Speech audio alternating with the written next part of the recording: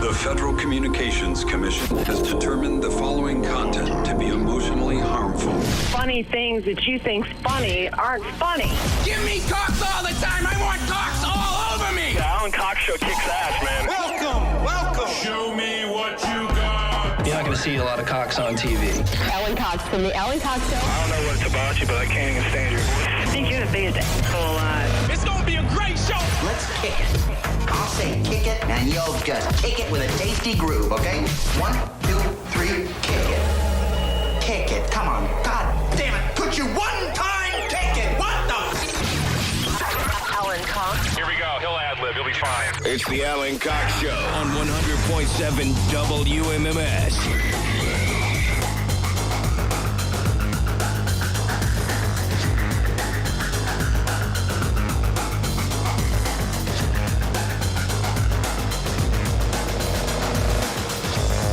Hey, what's going on, gang? Hello, good afternoon.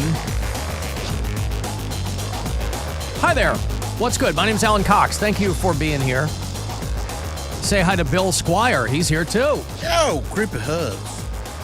Mary Santora is not here. She will join us later on in the program. She's running around doing some things. So we will catch up with her later on. If you'd like to join us, love to have you. 216-578-1007. Or join us telephonically, 800-348-1007. 35192. Send me a text. If you want to watch the show, you do that at the Alan Cox Show YouTube channel. You listen on iHeartRadio. You leave messages there. I was eating almonds a little bit earlier, and I just now realized that I got a little bit of almond dust on my notepad. And, I try to keep the studio as tidy as I possibly can. Even though it's not like the old days where, everybody was using the same studio. Now it's just this show, and Mark Nolan uses it on his Magic Morning Show. Well, I should rephrase. He does a morning show on Magic. I don't know that it's a Magic show. I don't know if they have a video component on that one. I did see him one day in a top hat, and he had a cane. Like the ones where you tap the top hat and the rabbit comes out. So I don't know if maybe that was just a sartorial choice on his part, if he was actually doing magic in here. He's probably doing magic. I certainly didn't want to peek in because I like to be surprised. Mary hates magicians because she says they're lying to you. And yeah, she likes puppeteers. We say, but we know they're lying to us. I want to know how they did it. Sometimes I do. There's a part of me, if I'm watching magic, where I'm fine not knowing. But there's also, I'm such a curious person that I'm also like, boy, I'd love to know. Because what interests me the most about magicians is when they do those, magicians reveal their secrets. It's nothing ever otherworldly. It's just as mundane and simple as you could possibly imagine, and that to me is the genius of it. It's genius in its simplicity. But when you're watching it and trying to figure it out, because we all do that. If we're all at some kind of illusion show, you're kind of half, at least I know for me, I'm half enjoying it because I'm also desperately trying to figure out how they're doing it. I'm like, it can't be that. I'm a rational person. I've got a couple of thoughts rattling around in this noggin. Maybe I can figure it out. Not once. I don't think I have one time ever figured it out. Penn and Teller, I think, for a long time, they did a thing where they would, once in a while, they would reveal, how they would do this and that. But I think they also have a show where people can try to trick them. And they tell the, other illusionists. I forget what the show might have been called BS. Yeah. Penn and Teller had a show Great called show. BS. Great show. And wasn't that where other illusionists would try to fool them? No, that was... Or they were debunking myths. On BS, it was more, they talk about like vaccines and stuff like that. Or, just they debunk myths or just like disprove misinformation and stuff like that. Like their version of Mythbusters. Yeah. Yeah. The one where they're, I can't remember, the Allens. It's called Fool Us or something? Yeah, okay. something like that. But the Allens who do they're Cleveland magicians. Yeah. And they do shows over at the Alex Theater at the 9. Are always Did they get on that show? Yeah, they were on that show, and cool. it was pretty fun. It's a fun show. Is it I still on? I love magic. I don't think it is. Okay. But it might be. I just don't know. I mean, magic was nothing that I ever had any interest in doing, or it wasn't anything that I wondered if I had an affinity for it. I had friends that were way into it, and I think what throws a lot of people off when they're young is it requires so much time and effort to get really good at it, beyond just the usual kid stuff. I mean, if it was something that you determined you wanted to do, one of my best friends growing up, he moved to L.A. Like right after college to become an illusionist, and he was getting very, very good. He was killed in a car accident about 18 months into him being there, but he was the only one I could think of that was really, really had a skill for it and an affinity for it. And so, of course, he had to die because, there's all kinds of scumbags walking around living to 105, but my buddy Neil had to get killed by a drunk driver on Mulholland, and that's awesome. But, it was nothing that ever interested me. But when I see somebody do it, a few years ago when we talked about that Derek DelGaudio show. I love that show. Yeah, I thought it was just fantastic. And I don't even, if I were one of those people, I probably wouldn't even mind people trying to poke holes in my thing because you know how you do it. They don't. And I wonder if it's more fun or less fun now to be in that line of work now that everybody kind of is constantly trying to poke holes in things. And there's so many people that are, they make their career out of revealing different illusions and tricks and stuff like that. Yep. Because what happens, and obviously this is not to a person, it's not necessarily epidemic of the illusionist industry itself, but look what happens when you take too long in between working.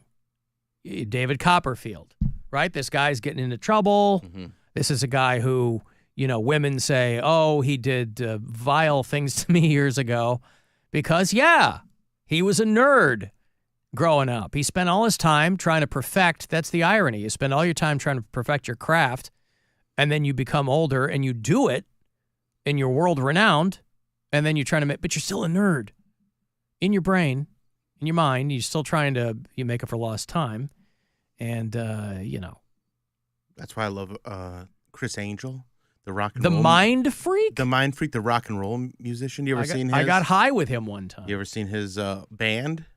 No. He's got, on YouTube, he had a band. I can't remember what it was called, but they got a music video on there where he's performing hair metal, but also doing magic in the music video. Okay. And it is just as good as you think it's Listen, I love magic and music videos. Mm-hmm. When I was a kid, ZZ Top, they would just swing their arms, and next thing you know, there's an old car with a bunch of hot chicks laying all over it. I don't know how they did it. But they managed to do it. Magic and music videos, underrated.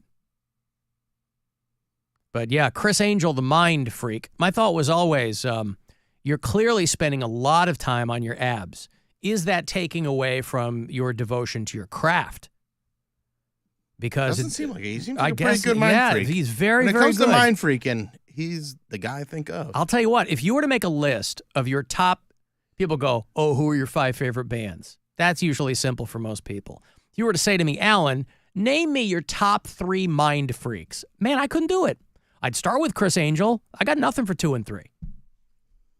So on that front, he is still our preeminent American mind freak for people who want their minds freaked. It's Chris Angel, Don't You Want My Love? There you go. And yeah. Was that a rhetorical question? That's his song, the music video where he's running around stage and some very colorful pants. And yeah. Well, he definitely had the abs for it. If I look like that, I'd never put a shirt on. But he's got a jacket on, but it's no shirt underneath. So it's he's got he always had like one of them Sgt. Pepper jackets on or something. He's got more of a bedazzled nice clay leather jacket kind of thing going. Yeah. Hickory dickory dock. You can't figure out my trick. No. I'm not good at rhyming either. I got a break. If you're on hold, I'll get you on the way back. 35192 if you want to text for anything else. It's the Alan Cox Show. Everywhere on our free iHeartRadio app. Or whatever smart device you have. Just tell it to play the Alan Cox Show on iHeartRadio. If you missed our 2024 iHeartRadio Music Festival, presented by Capital One. Las Vegas, make some noise! You can now watch the best moments exclusively on Hulu, beginning October 7th. All right, you guys are up for a party, I can tell. You'll see the biggest festival headliners from around the world assembled on one stage on one show. This iHeart energy is so incredible. Big Sean, Camila Cabello, Doja Cat, Dua Lipa, Gwen Stefani, Halsey, Hozier, Keith Urban, New Kids on the Block, Paramore, Shabuzi, The Black Crowes, The Weeknd, Thomas Rhett, Victoria Monet, and a special performance by Coldplay's Chris Martin. Thank you to iHeart and everything for having us. This is the only time you will see a lineup of superstar performers like this on one stage on one night. Get louder than ever. See it all at our 2024 iHeartRadio Music Festival, presented by Capital One. Streaming only on Hulu, beginning October 7th. After 31 years in Washington, just how much has Sherrod Brown changed? When he first wanted our vote, he said this: "My allegiance will be to Ohio and to the communities in Ohio." To Ohio.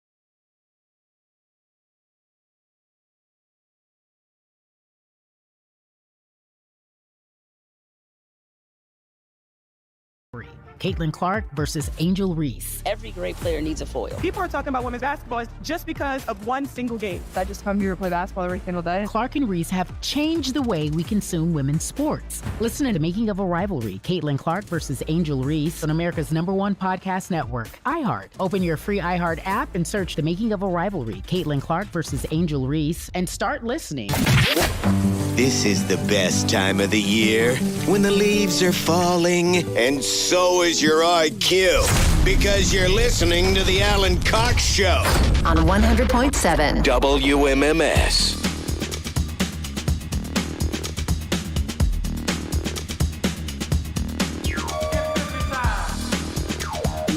Guardians back on the field tonight. Last 3 games of the regular season against the Houston Astros, who are a very good baseball team. Yeah. 7:10 tonight is your first pitch. So we will get out of here in time for your Guardians Live pregame coverage. That will start around 6:40 tonight, tomorrow, and Sunday will be your last 3 regular season games. And then Monday, they start the postseason. Sorry, not Monday. Saturday the 5th. Yeah, I'm like a whole week ahead here. They get a bye.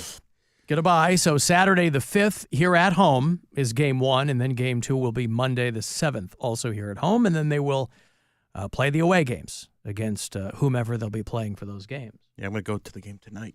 Oh, you are? Yeah. Oh, good. Alan, I saw Bill at Tom Segura a couple of times last night. Did he have as good a time as I did? If you had an amazing time, then yes, I did. It was a great show. Wait, if they had oh, yeah, okay. Did you have as good of a time as he did? Yeah. If he did, then you did too. Yeah, it was a very good show. My buddy Jeff Tate was opening for him. Mm-hmm. This was at the Romo Fijo? This was at Romo Fijo. He Yeah. got us real good seats. We were row L on the floor, like right in the middle, so could see him. Didn't have to look at the screen the whole time. Could actually see Tom. So Did that he was sell it nice. out? They had it sat for like probably 8,000 or 10,000. Okay. And there was a ton of people there. It looked like whatever it was sat for was all the tickets were sold.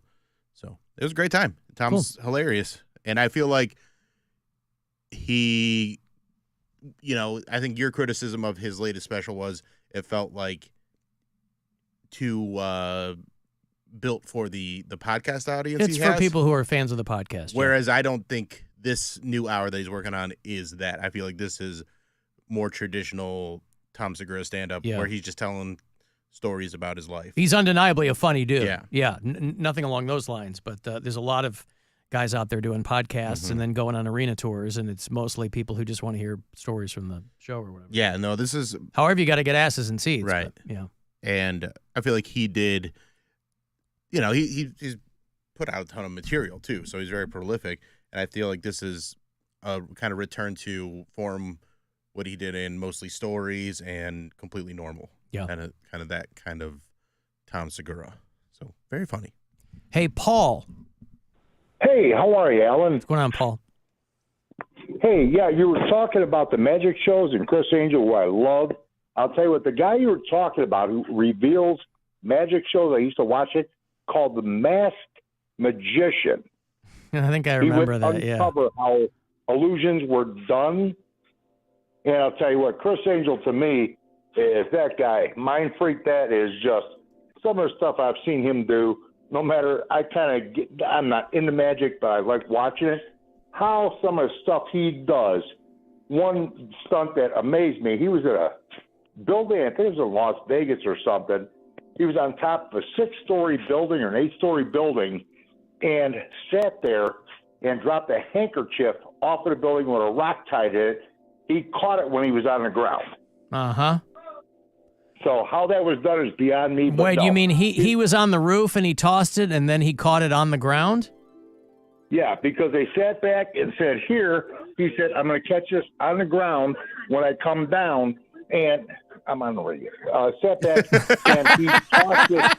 My wife. Tell her to get the hell out of there. Say, hey, I'm talking right now. Shut up, Tina, I'm on there. Anyhow, yeah, he tossed his handkerchief tied in a rock. Not a big rock, I'm going to say, like a large marble size or something. Threw this off the building. He was down in the crowd and caught it. Yeah, it's and incredible. they timed the elevator. Would have taken the elevator 45 seconds to get down there, and running down the steps would have taken about a minute and a half. Yeah. I mean, just aside from performing and nailing those tricks, I would think the difficult thing would be coming up with the illusions. Because you can have an amazing imagination, but that's just step one. Then you got to be like, okay, can I do this? How can I do this? Just the ideas themselves that you need to flesh out, to me, are kind of the most interesting thing out of all of them. Yeah, that to me absolutely blew me away on how he did that, and it just was mind blowing how he did it. Would you say that your mind was freaked, Paul? Oh yeah, oh God, yes. I mean, to watch him, any special he's had on TV, I have watched him on like HBO or Netflix or whatever it is, just to see how creative he is on this stuff is absolutely amazing. But the guy, like I said, the masked musician, was a guy that uncovered a lot of stuff. Penn and Teller have been in business forever and ever, and they know a lot of the backgrounds on how these things are done. But to sit there and watch Chris Angel do the stuff he does, how he does it just blows me away. And you're also talking about the ZZ Top video. What that is, my son's a musician. He also does a lot of videography and everything else and produces music. He played at the Incarceration Tour a couple years ago and was there with Rob Zombie and everything else and blowing my horn off to my son Daniel. But I'll tell you what, that's all done on Speed Trick, which is basically, if you were to watch high-speed, slow-motion photography, they can back it up, edit it, and then move forward. Where I know what you're saying, all of a sudden the three hot chicks were in the ZZ Top mobile. Mm-hmm. And that's how they do that kind of stuff. That's all right. It's all video. So it's fancy editing. I thought they were magicians, Paul. I thought they were legit magicians, conjuring naked women out of thin air. Well, I'll tell you what, yeah, well, that's all photo and everything else, but I'll tell you what, magicians are amazing people. How they create illusions, the way they do is fantastic. And to sit back and see what they do, it leaves people spellbound on how they do things. And it's really kind of cool because anything you do, you sit back and go, wow, this is really cool. How the hell they do that? So, yeah, it's not hard to figure out what we do. It's all stupid and dumb. Yeah. I mean, anybody could. Okay, hey, thank you, Paul. I appreciate that. Little insight there from Paul. The ZZ Top now, Sharp Dressed Man. I'm a buzzard. All over the point, seven Toledo. I think this is the one with the naked ladies in the car. Good song, boy. Oh, boy. We used to play a version of that when we had Mattitude as our intern. Remember Mattitude? Oh, yeah. He was always dressed to the nines, man. Every girl's crazy about a sharp-dressed man. Oh, Mattitude. He's still out there. We just had him on Captain Fun's Floating Fandango. Spinning the tunes. Yeah. I like close-up magic a lot. Like table magic? Table magic and card stuff, because even if you know how they do it, you still can't do it. Yeah. Because they're so good with their hands of, hiding the cards and there's just so much muscle memory in there that they can tell you how they're doing it, but it's still impressive. Close-up magic. Mm-hmm. It's very, very, impressive. And there used to be a guy in Tremont that would do it. And I'm sure I talked about him at the time, but I forget what the hell his last name is. Paul somebody. I'd run into him. We lived in Tremont when we first moved to Cleveland, and we'd hang out at the Flying Monkey. Is that what that place is called? The Flying Monkey? Yes. The Spotted Monkey? Something like Flying that. Monkey, yeah. If you're listening to us on iHeartRadio, I'd like to know where people are from out of state. I've been thinking about all of our bureau chiefs down there in Florida. That hurricane just plowing through there. Andy lives in Belgrade, Montana. Brad is in Sellens Grove, Pennsylvania. Cole drives a FedEx truck in Juneau, Alaska. Jonathan listens in Lacey, Washington. And Theo checked in from New Orleans on the app. Hey, guys, it's Theo down in New Orleans. Sorry, I haven't called you in a while, but I got a joke to tell y'all. Okay, listen. What do you call a cheese that's not yours? Nacho cheese. oh, I got one more. Hold on. What's orange and sounds like a parrot? A carrot. Okay, thank you, Theo. Always glad to hear from Theo down there. Boy, you would have thought he would have had a bigger fish to fry down there in New Orleans. But, okay, thank you, Hey, Theo. he's doing what he's got to do. Doing what he's got to do. I like that he said I haven't called in a while, and I can't remember him ever calling. Oh, God, Bill, you don't remember Theo? No, I don't. Theo would call all the time. You think you'd remember him with such a distinctive voice. Yeah. Yeah. It's I've been on the show for 12 years. I can't think of him. You never remember Theo calling from New Orleans. Oh, man. We used to call him Theo the one-man band. You don't recall that? I don't. All right. Well, fair enough. Oakland, California, no longer has Major League Sports. You want to talk about a city that has gotten greased up and bent over. Oakland had the A's play their very last home game. I think they still have a couple of road games, but their very last home game was last night there with the Oakland A's. In the span of 10 years, the city of Oakland, California has lost 3 major sports teams. They lost the Raiders, they lost the Golden State Warriors, and they lost the Athletics in the span of a decade.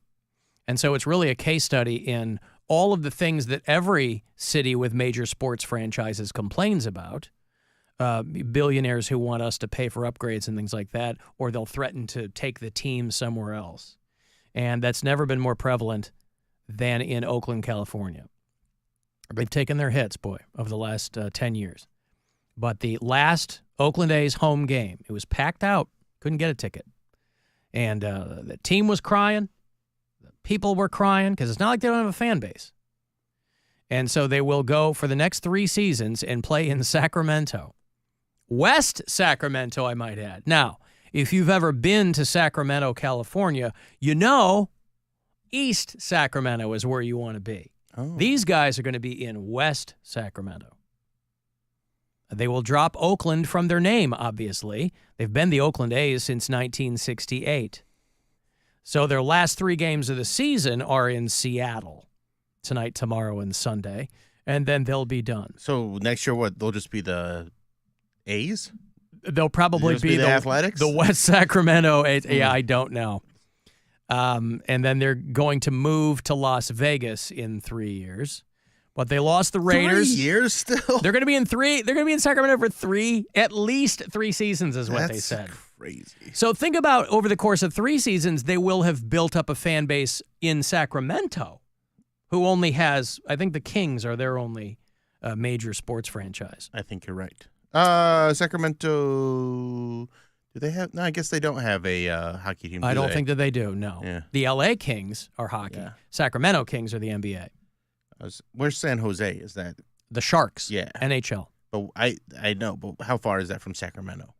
Oh, it's not. Well, San Jose is Bay Area. Okay. So Sacramento is going to be in a different, Okay. San Jose is closer to Oakland. I mean, but that's one of those things where they'll have fans of that, but it's not there because everybody, when I was in Sacramento, everybody was cheering for the 49ers. In Sacramento. Yeah. Well, yeah, you got to pick a team, right? Yeah, because it's north of the Bay Area, so you're probably not going to root for the L.A. teams. You're going to root for the San Francisco teams. Yeah. And so the A's are going to be gone. But, I mean, like the Raiders, Oakland Raiders back in the day were like a legit. They were a dynasty. They were, they really were. I mean, they were like a heavy-duty, hard-hitting team. Through the 70s, they were 70s and 80s, they were legit, and then they moved to L.A. for a few years. Yep. What is it, like 10, 12 years, and they back to Oakland. Back to Oakland. And now Vegas. Mm-hmm. Vegas, baby. Need to get back out to Vegas. Haven't been in a while. And, of course, the Golden State Warriors just went across the bridge. Yeah. But they were playing in Oakland for a while. Got a letter from Leslie, our friend Leslie. She goes, hey, I was just at your home zoo, the Lincoln Park Zoo. You guys were talking about zoos yesterday. And we just went to the Lincoln Park Zoo. And they hired an animal behaviorist to research how the lions interact with their environment so that they can redesign their enclosure. Maybe they could do that here in Cleveland. That would be cool. The lion enclosure at the Cleveland Metro Park Zoo, she says, is borderline depressing.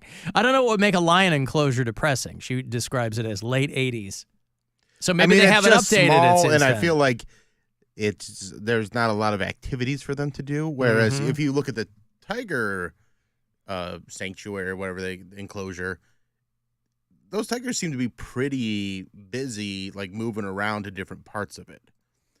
They got stuff to do. Yeah, there's big logs from the climb on and stuff like that. And with the lion enclosure, it's just kind of like a little hill with a little cave in it. Well, then maybe Leslie's onto something. Maybe they can make some arrangements here at the Cleveland Metro Park Zoo. But the only reason that we mentioned it yesterday is because they are the first zoo in the United States to create a mini forest. So that's good for conservationists. Do you think they're growing any weed in that little forest? I don't know about what I read. Little mushroom didn't intimate anything. Do you imagine if it turns out that somebody like swapped all of the things they were going to plant the night before and what they ended up planting? Obviously, because they had like kids from the local community organizers or something help plant, I think. But there had to have, I would imagine there had to be a botanist or an arborist or somewhere in the mix. But let's say that didn't happen and they switched, the old switcheroo, and they planted mushrooms and weed instead of trees. That'd be pretty wild. All right, I got to take a break here. Hey, you want to go see Sepultura? I got one pair of tickets remaining. We're going to do our metal show tomorrow night. It's called 2 Hours to Midnight. And 2 Hours to Midnight's presenting the Sepultura North American Farewell Tour with a bunch of bands with them. Awesome bands. All of them. October the 8th at the Agora. It's a Tuesday night, and I will have the last pair of tickets for you coming back. It's the Alan Cox Show on 100.7 WMMS. And everywhere you go on our free iHeartRadio app. Rover's Morning Glory. Charlie's happy football season is back. You're a big fan. Huge. You're an X's and O's kind of guy. Really breaking down the plays, analytics, expert analysis from Chocolate Charlie, our locker room reporter. Maybe we should get you a locker room pass so you could be one of those guys that just hangs out while those guys are just walking around in their jock straps. Yeah. He would enjoy it too much. Well, that's the thing. Our shtick would be we'd send you in a jock strap, too. Rover's Morning Glory. Weekdays on 100.7 WMMS and 24/7 on our free iHeartRadio app. Sarah Spain with iHeart Women's Sports, presented by Capital One. Caitlin Clark and the Indiana Fever saw their season end Wednesday night with a loss to the Connecticut Sun. After struggling in Game 1 of the series, Clark was much better, putting up 25 points, 9 assists, and 6 boards. Via ESPN Stats and Info, Clark became just the second rookie in WNBA postseason history with at least 20 points, 5 rebounds, and 5 assists, joining her hero Maya Moore.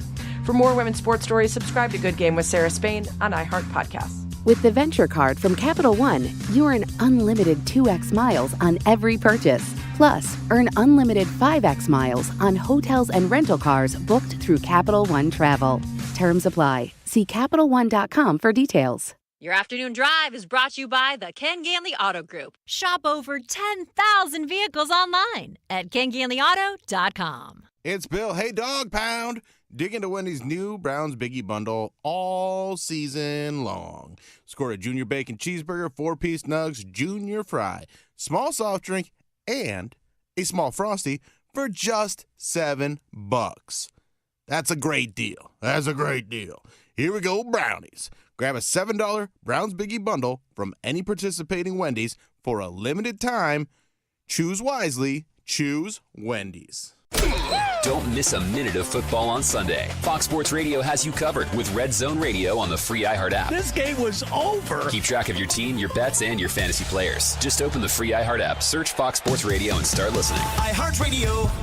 Hey there, it's Alan for Classic Volkswagen in Menor. You know, they are always exceeding people's expectations. Right now, they're offering 0% APR for 60 months on the very popular 2024 Volkswagen Tiguan. Pretty sweet ride. They have a ton of them in stock, over 30 of them. One of them could be your new ride. You're going to find the perfect ride at Classic Volkswagen out there in Menor, right on Tyler Boulevard. Available on new, unused 2024 Tiguan models financed by Volkswagen Credit through participating dealers.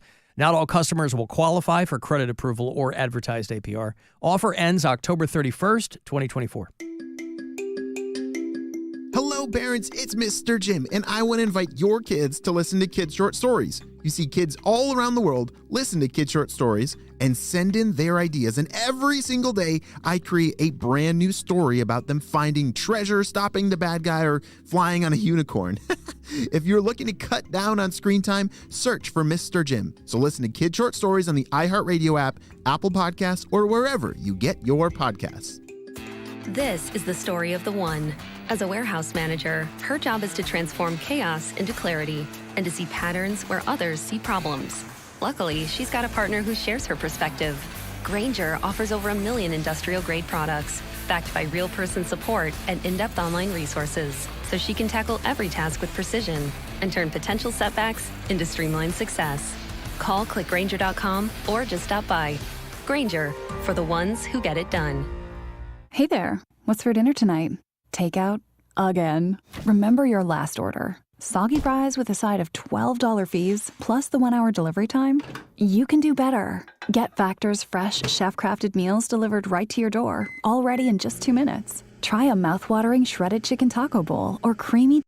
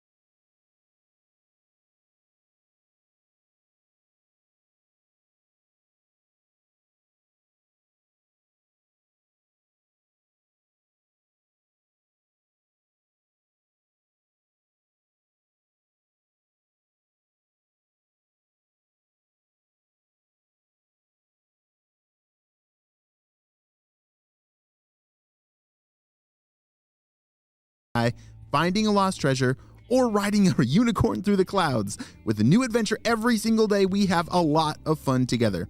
And it also decreases screen time, which we all know that battle. Well, my friends, search for me, Mr. Jim, or Kid Short Stories. So listen to Kid Short Stories on the iHeartRadio app, Apple Podcasts, or wherever you get your podcasts. Are you guys ready for today's adventure? Me too, let's go! Portions of the following program were pre-recorded. This is The Buzzard. From the Bath Authority Studios. The Buzzard. The home of the buzzard. Buzzard. This is 100.7 WMMS. Cleveland. Hey! Get something away! All right, I want to go see Sepultura one more time. They're calling it quits. Celebrating Life Through Death is their North American farewell tour, presented by WMMS and 2 Hours to Midnight, a metal show. Special guests Obituary, Agnostic Front, and Claustrophobia, another great Brazilian thrash band. We're playing some stuff from them tomorrow night, as a matter of fact. You'll get my last pair of tickets for this show. It's going to happen Tuesday, October the 8th, around the down the street at the Agora, agoracleveland.com for the info. 2 for Sepultura, caller 10, good luck. 216-578-1007 or 800-348-1007. Are you trying to make us all uncomfortable? Alan Cox. It's gross, it's weird, it's not right, it's not cool. And there's plenty more where that came from.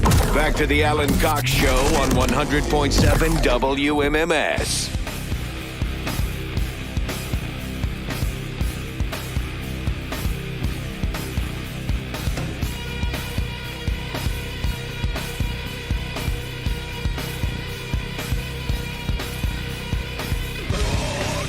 "40 years as a band. They've gone through so many lineup changes.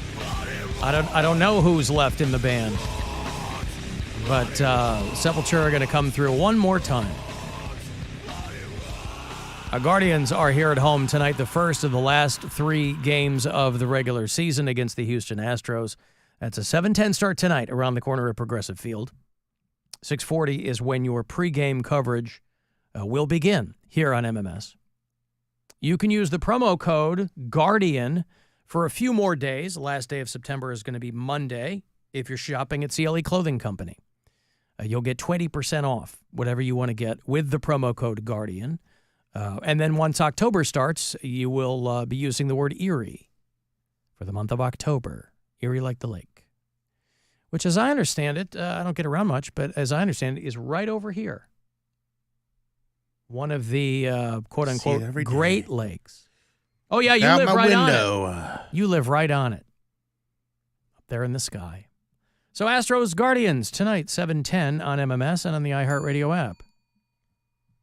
I think I might have finally shaken that dude who calls and leaves me those talkback messages. He's always having dreams about me. I think he might have shifted his focus. Oh, here on the, just to refresh your memory here. Last night I dream about you. I love you. You also hold my hand. We walk through the garden. We share a caramel apple sucker. You lick and then I lick. Right, that guy calls a lot, right? And he's having all kinds of dreams. And then he closes every call with gay thoughts. Gay thoughts is what he says. But I think maybe I have finally gotten the point across to him that I'm not interested. Mr. Bill Squire, Helene hurt me so badly. He no want to love me back. So I love you now. I love big fat bearded comedian. I want to be with you, Bill. When your next show, I come sit in the front row. I throw my kisses at you. I throw them at you. I love you. Gay thoughts. Gay thoughts. Oh, how about that? This big fat comedian's gonna. I got a show in Wadsworth tomorrow, but that's sold out. Yeah. So next shows are at the Funny Stop in Cuyahoga Falls, and that's the 11th and 12th of October. You can get tickets for that at BillSquire.com. Well, it sounds like that guy's going to be there. You are welcome. Front row. Yep. I've gotten him off me and onto you. Like the movie Sloppy Seconds over here. Thanks a lot. Like It Follows. Yeah. The movie. Guy's going to be in the front row there for you. It was, let me do the math, 38 years ago today? 1986. Is that 38 years ago? 2026 would be 40 years, right? 2026 would be 40 years. September 27, 1986. Balloonfest 1986. Bro. In Cleveland, Ohio. 38 years ago today. Love Balloonfest. Supposed to be a fundraiser for the United Way. Everybody born and raised in Cleveland is hip to this. I had to learn about it when I first moved here. And so they wanted to set the world record for the simultaneous release of helium-filled balloons. And boy, I can't believe nobody saw this coming, that something could go awry. There were about 100,000 people downtown. They had 1.5 million balloons right down here at Public Square. And it was supposed to bring positive publicity, not only to the United Way, but to the city of Cleveland, Ohio. But poor Cleveland, Ohio, it quickly turned into a disaster. The winds got really strong and blew a lot of the balloons north of the city, and then it started to rain. And so a lot of those balloons then fell right to the ground. They had to shut down the runway over here at Burke. There were a couple of fishermen, famously, who had fallen off of their boat, and the Coast Guard couldn't get to them. There were balloons all across the lake. And so that was famously one of the darker data points for Balloonfest 86. You have to remember this from when you were a kid. You were a little kid. I was a little kid. I was only 4 years old when this happened, but I don't remember hearing about this until the internet kind of unearthed it on YouTube and showed videos. I wasn't aware. This is something that never was brought up through my childhood or even in like my early teen or like late teens, early 20s. I think it was when YouTube started being a thing, probably about 10, 12 years ago when I first heard of it. So like if you hadn't seen it on local news at the time, you wouldn't have seen it. Yeah. I mean, I'm sure there's a lot of people that do remember it, but, you know, being a 4-year-old and my parents weren't a part of Balloonfest, so they never brought it up or anything like that. Traffic accidents occurred. Drivers attempting to dodge falling balloons. The balloons reached as far south as Medina County, spooking a prized Arabian horse whose owner would sue the United Way. Within a few weeks, balloons were littering beaches as far as Ontario. City of Cleveland was slapped with millions of dollars in damages. Balloonfest 86 is now looked upon as a major environmental disaster. Yeah. But it was supposed to bring fame to the city of Cleveland, Ohio. There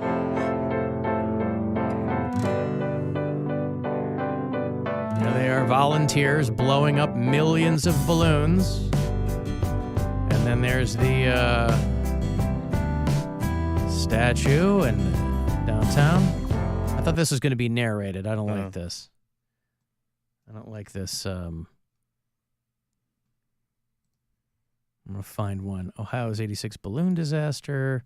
The doomed Cleveland Balloon Fest of 86. Democrats change the rules, cheat, and open our borders just to win elections. With issue 1, they'll these dumb ads. I love it. What is this here? Hold on. Talked of moving here, and our friends in LA think we're nuts.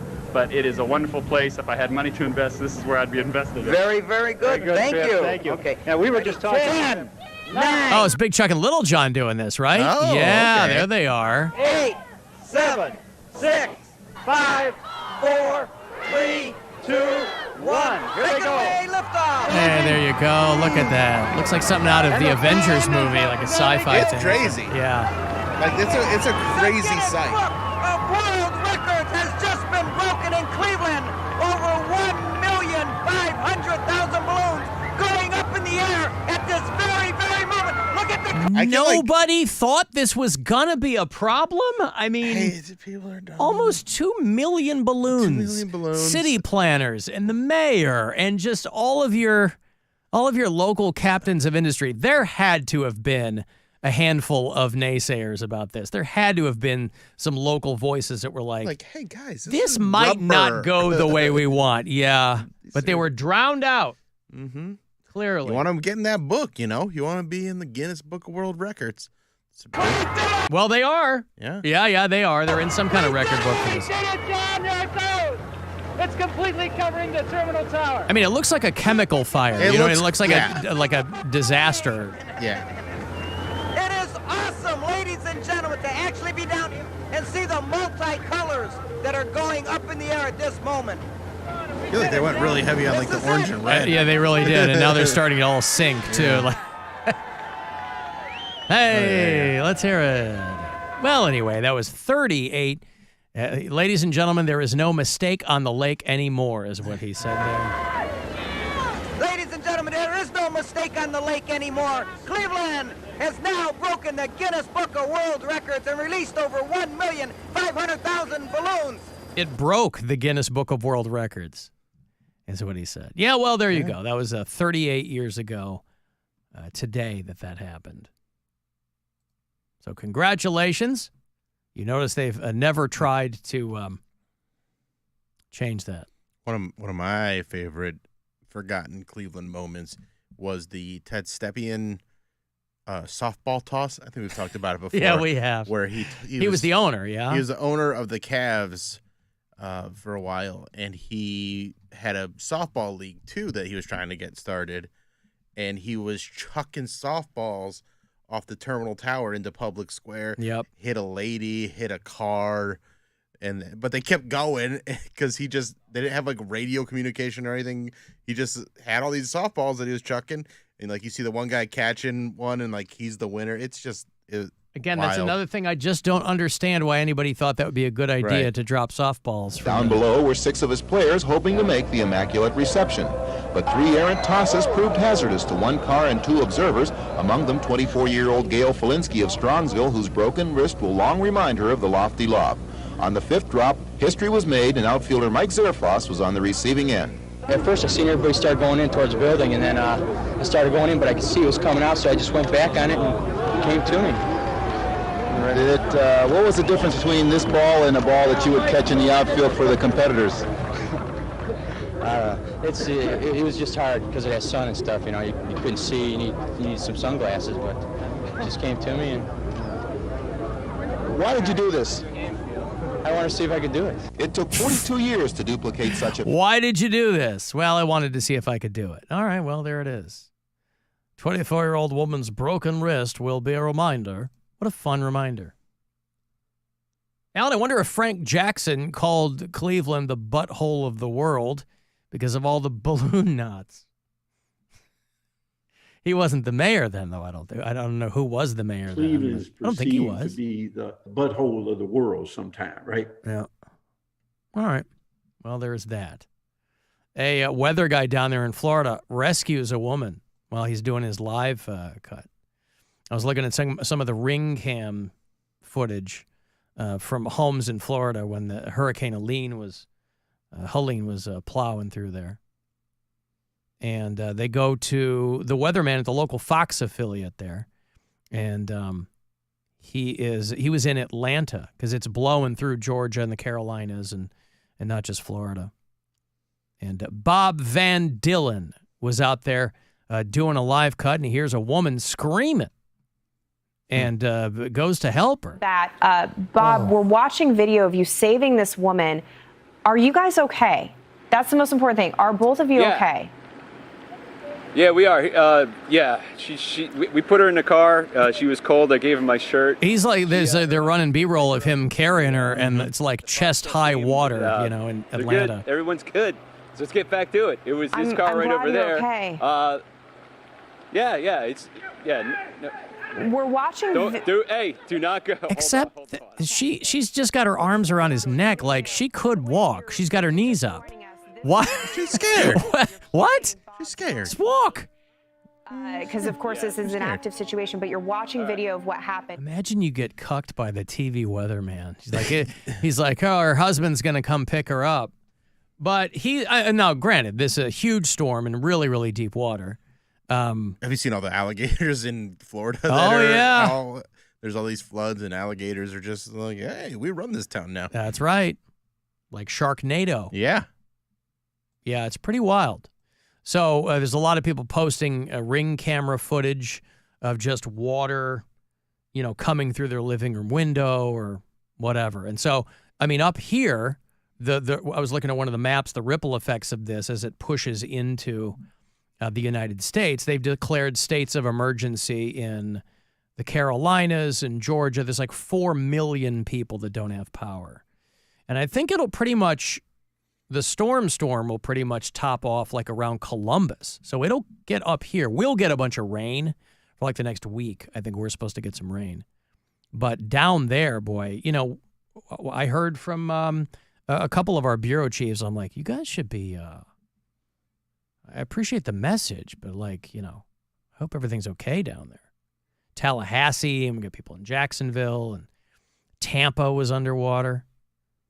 Somebody was showing video of one of the hospitals in Tampa that has this, it's called an aqua fence or something, where they've started to put around these hospitals, they've started to put these airtight, just giant fences so the water literally can't get past it.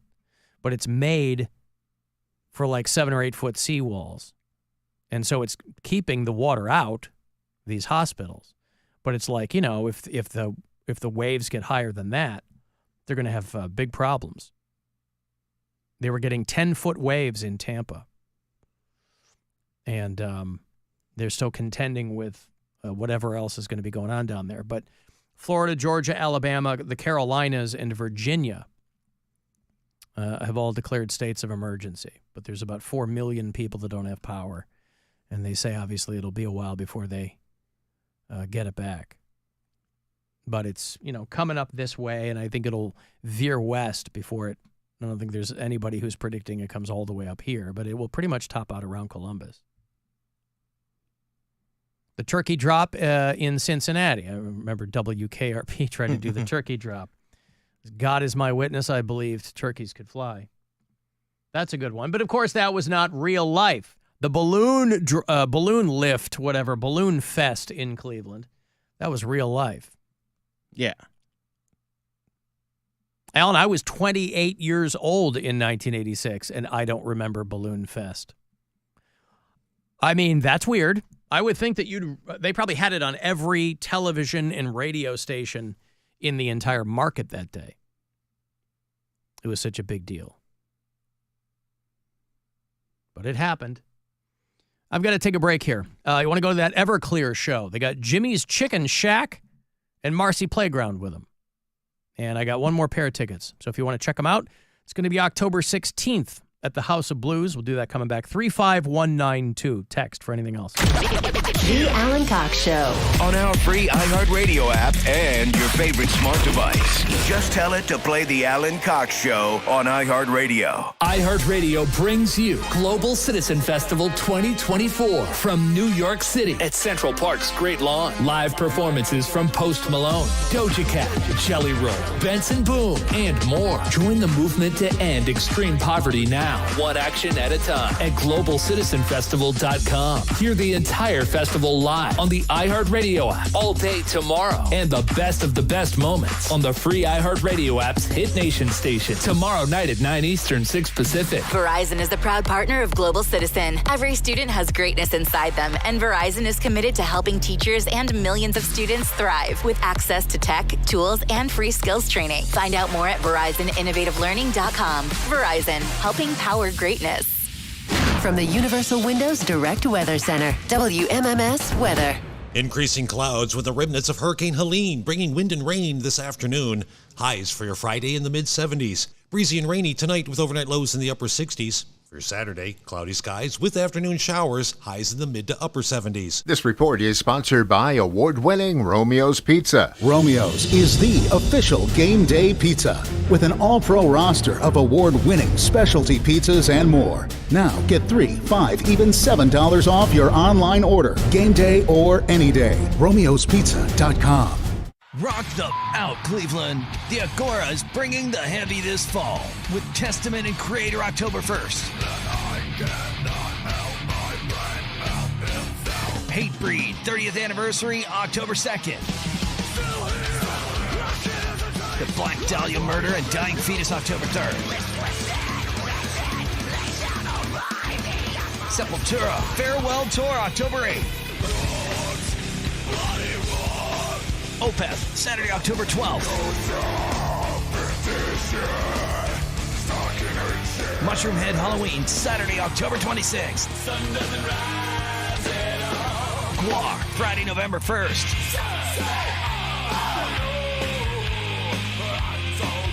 King Diamond, November 6th.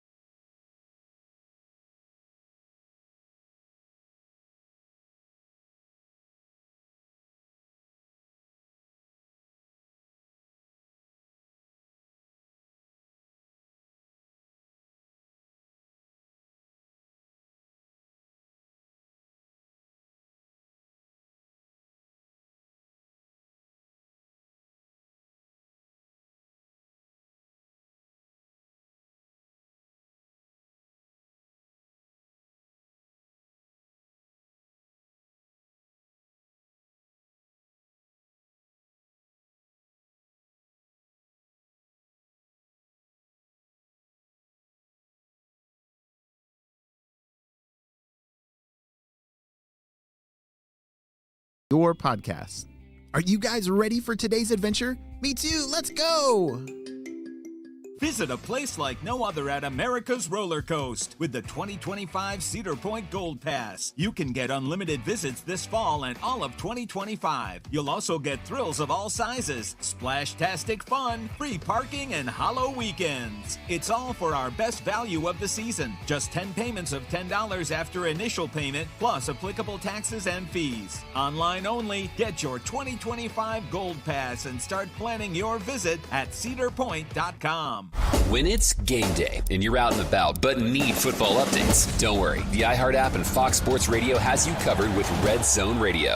Every score, all the big plays, and the expert insights breaking down the games. Steve Hartman and former Penn State All-American Rich Ornberger kick off coverage at 1 p.m. Eastern. Jets take a 14-10 lead. Dan Byer and former NFL All-Pro safety Kerry Rhodes take over at 5. Time is ticking in Kansas City. Keep track of your team, your bets, and your fantasy players. Just open the free iHeart app and search Fox Sports Radio to start listening.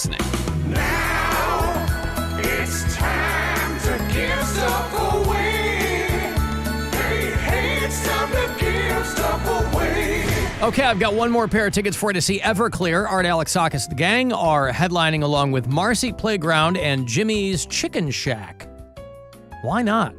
Wednesday night, October 16th, all three bands will take the stage at the House of Blues. Ticketmaster.com has the info. Tickets, if you strike out with me, you can buy them there. And you can have this pair for being caller number 10. Good luck. Last two. 216-578-1007 or 800-348-1007. Did you miss us? 'Cause we missed you. Well, not Jerry from Willoughby, but the rest of you. The Alan Cox Show. On 100.7 WMMS.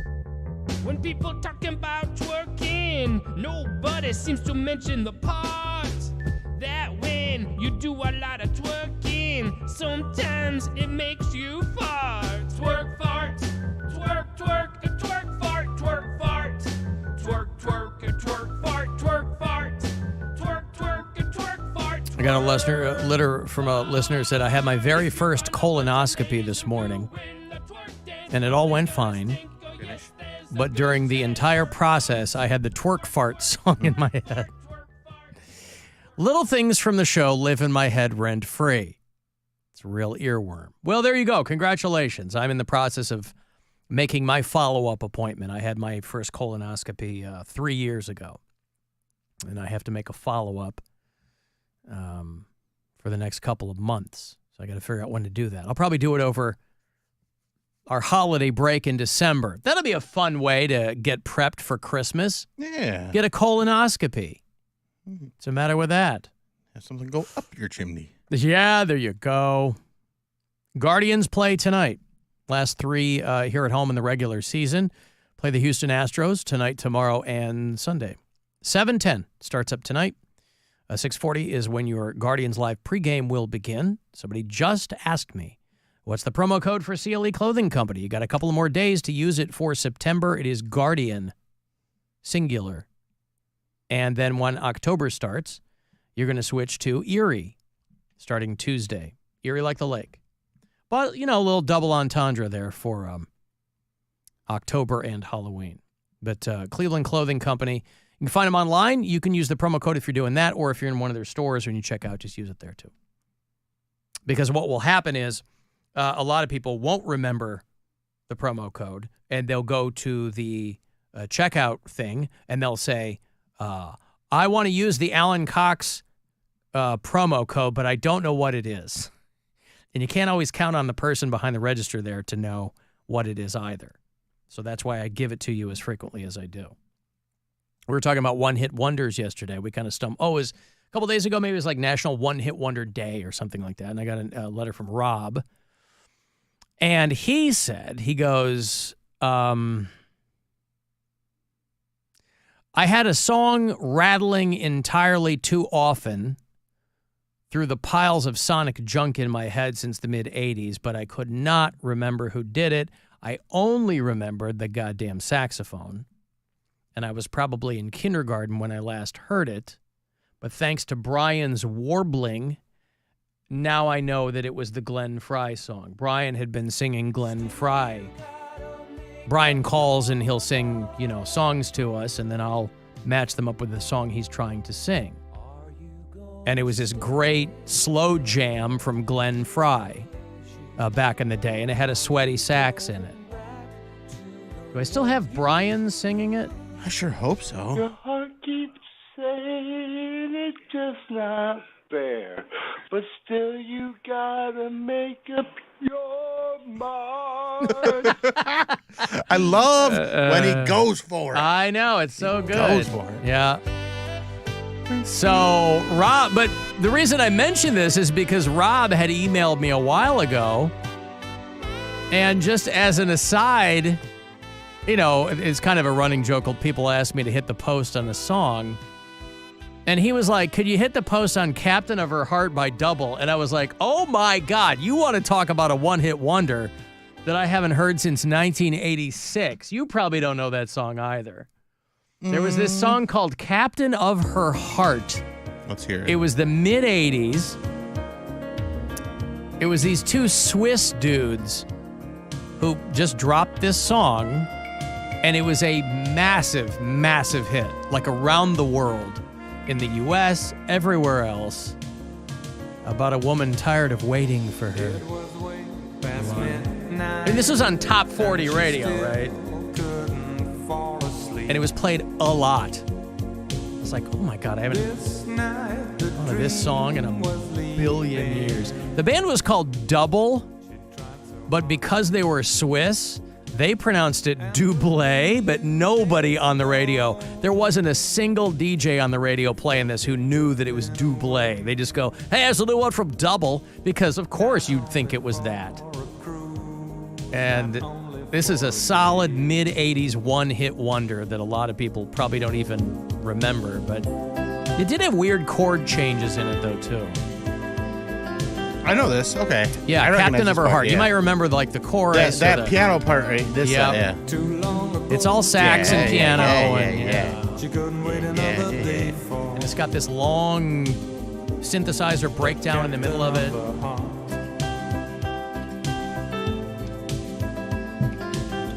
So a little unwitting quid pro quo with me and Rob. I helped him get to Glenn Frey, and he reminded me of Double, the Swiss duo. It was a lot of piano, a lot of sax, and it was... But there's probably a lot of people my age who remember the song, but also probably haven't heard it in 4 billion years. Alan, a Christmas colonoscopy makes sense. It is considered one of the holiest times of the year. I get it, because it's you're whole, right? Is that what he's talking about? Oh, yeah. Yeah. Anyway, thank you. There's the little sax breakdown. I don't want to bail out too early here. Thank you, Rob. Kenny on the chat says he wants to be the captain of Alan's heart. He wants to be the Captain Fun in the floating fandango of my heart.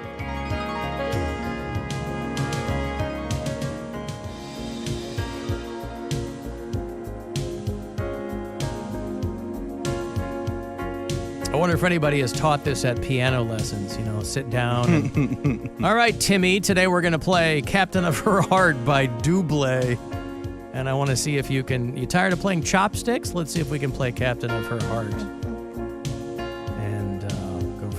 Anywho, thank you, Rob. What a little trip down memory lane that was. The Captain of Her Heart. It's a terrible... the music is cool. Like I said, it was a massive one-hit wonder for that band. But a terrible title, terrible lyrics. But it was in the right place at the right time for a song that sounded like that to be on the radio in 1985. There was nothing else that sounded like that. So between the twerk farts from the people getting colonoscopies and the Glenn Frey and Double reminders, it's been, as you might suspect for AC, a big, big day. A big day around these parts. If you want to leave us messages, maybe you don't listen on the iHeartRadio app. Some people leave us messages there, but a lot of people leave voicemails. The after-hours line is 216-986-8903. Alan, hate the show. Friday morning, it's super early. I'm driving deep into the mine. I'm listening to you complain or talk about how you love dogs, and you say, they don't bother me, I don't bother them. Like, who says that about a relationship with dogs? You have a very unusual relationship with animals. Like, your timidness and beta attitude. Wait, well, why does he say that I'm timid? I don't know. My timidness? Is that what he said? Yeah, I guess. Hold on. This thing is trying to fade out again, and I don't understand why. I don't want to hear the rest of this. Why does it always do this? What do I need to do around here to get these things to work? It's crazy. Like, you see a squirrel and you're like, I gave it a wide berth. I don't know what that thing's doing or what it's capable of. Like, get a set road. He's all and, mad. like, just live a little, dude. You talk about everyone's like, no one's snatching up geese. I remember I was fishing on a break wall with my dad, and the goose came up at him because he was by his nest. And my dad grabbed him by his neck and tossed him 3 feet to the left as nonchalant as he was moving a piece of old firewood out of his way. You need to grow up and just start being the alpha of this group here. You're afraid of every little animal that walks by. I guess he thinks I'm afraid of animals. See, I respect animals. That's why I give them a wide berth. I was talking about a dog that was sitting next to a guy who was really agonizing over picking out Post-it notes. I didn't know the dog. I wasn't going to go up and This guy seems talk like to him. he really wants animals, like he wants to impose his will on animals that aren't bothering him either. Well, yeah, well, that's funny. You know, to him, I'm a beta because I'm not grabbing geese by the neck. Right. But listen, I don't know. I don't know what to tell you. I'm certainly not timid with animals. I mean, I've run off plenty of animals if they're getting too close to somewhere I don't want them to be. But well, first of all, I always chuckle at dudes chuckle at dudes who frame everything in alphas and betas, right? You give yourself whiplash from rolling your eyes, but okay. But those are the same dudes who want to talk to you about crypto. But my point was, try grabbing a goose. This was all tied up with the whole immigrants in Springfield are eating dogs and cats, and there was a photo of a guy. It was a black guy. A photo of him carrying a duck by the neck or something, a goose. And, of course, it made the rounds on social media saying, look what's happening in Springfield. Well, it wasn't that at all. It was actually a photo from Columbus, Ohio, and a car had hit a couple of geese, and the guy was moving them off to the side of the road. But, of course, that doesn't matter because it was used to purport this nonsense up there in Springfield. Down there in Springfield? I don't even know where Springfield is. And all I said was, yeah, try grabbing a goose, because they'll try to kick your ass. So I don't know what this dude's dad was doing grabbing a goose. Good for you. But my point is that I'm not trying to get in the way of animals. Why am I going to get in an animal's face? It doesn't know me, and I don't know it. So, but anyway, thank you for the call. He seemed strangely angry over that whole thing. I saw they unearthed a woolly rhino. It was completely preserved in the permafrost. You know, climate change is nothing to laugh at, and it will murder us all eventually. But in the meantime, there's amazing things that are going to be unleashed into the environment because things are melting so rapidly. And after 32,000 years, some Russian permafrost melted away. And they found a fully intact woolly rhinoceros. This is a long extinct animal. That's pretty cool. It looks exactly the way you think that it would. It's a rhino covered in hair. Oh. Yeah. I mean, this is the plot of The Thing, too. Mm-hmm. You know, the ice melts away, and it's not always going to be extinct creatures that are coming out of the ice. Sometimes it'll be bacteria. Sometimes it'll be things that we have no kind of preparation or defense for. But a woolly rhino, so well preserved in the Russian permafrost for 32,000 years that the skin and the fur are still intact. If you haven't seen any of the photos going around online, I mean, I'll show it to you here. That is what is considered fully intact. But that's pretty, it's not just bones is their point. Preserved by the permafrost. No, it's crazy. Yeah. The woolly rhino roamed eastern Siberia 30,000 years ago. It would have been one of the largest herbivores during the Ice Age. And It was known for its large, fatty hump on its back. So, I don't know if evolution took care of that. I don't know what the purpose that would have.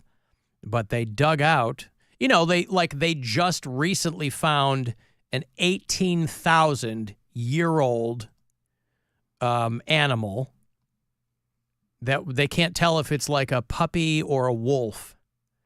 So they're doing tests on it. Wait, they can't tell if it's a puppy or a wolf? Well, they're trying to figure out what this thing is. This is the photo of this that came out of the ice. And they're trying to figure out... That's Fry's dog. The genus, I guess, of it. That's Fry's dog from Futurama. Is that what it is? Yeah, that's what that Fry's is. dog. Hello, Ray. Hey, how's it going, guys? How are you, Ray? I'm doing well. I actually have a theory that I helped co-create about the Ice Age and about woolly mammoths. You co-created a theory. There are two of you, more than one of you, that needed... Okay, lay it on me. So basically, we figured out that if they lived in a muddy field, they'd be more likely to get out of it than if they lived on a hard pan surface. And we figured that out by doing archaeology, really, and studying it. And yeah, that was our big thing. And we changed the picture on that.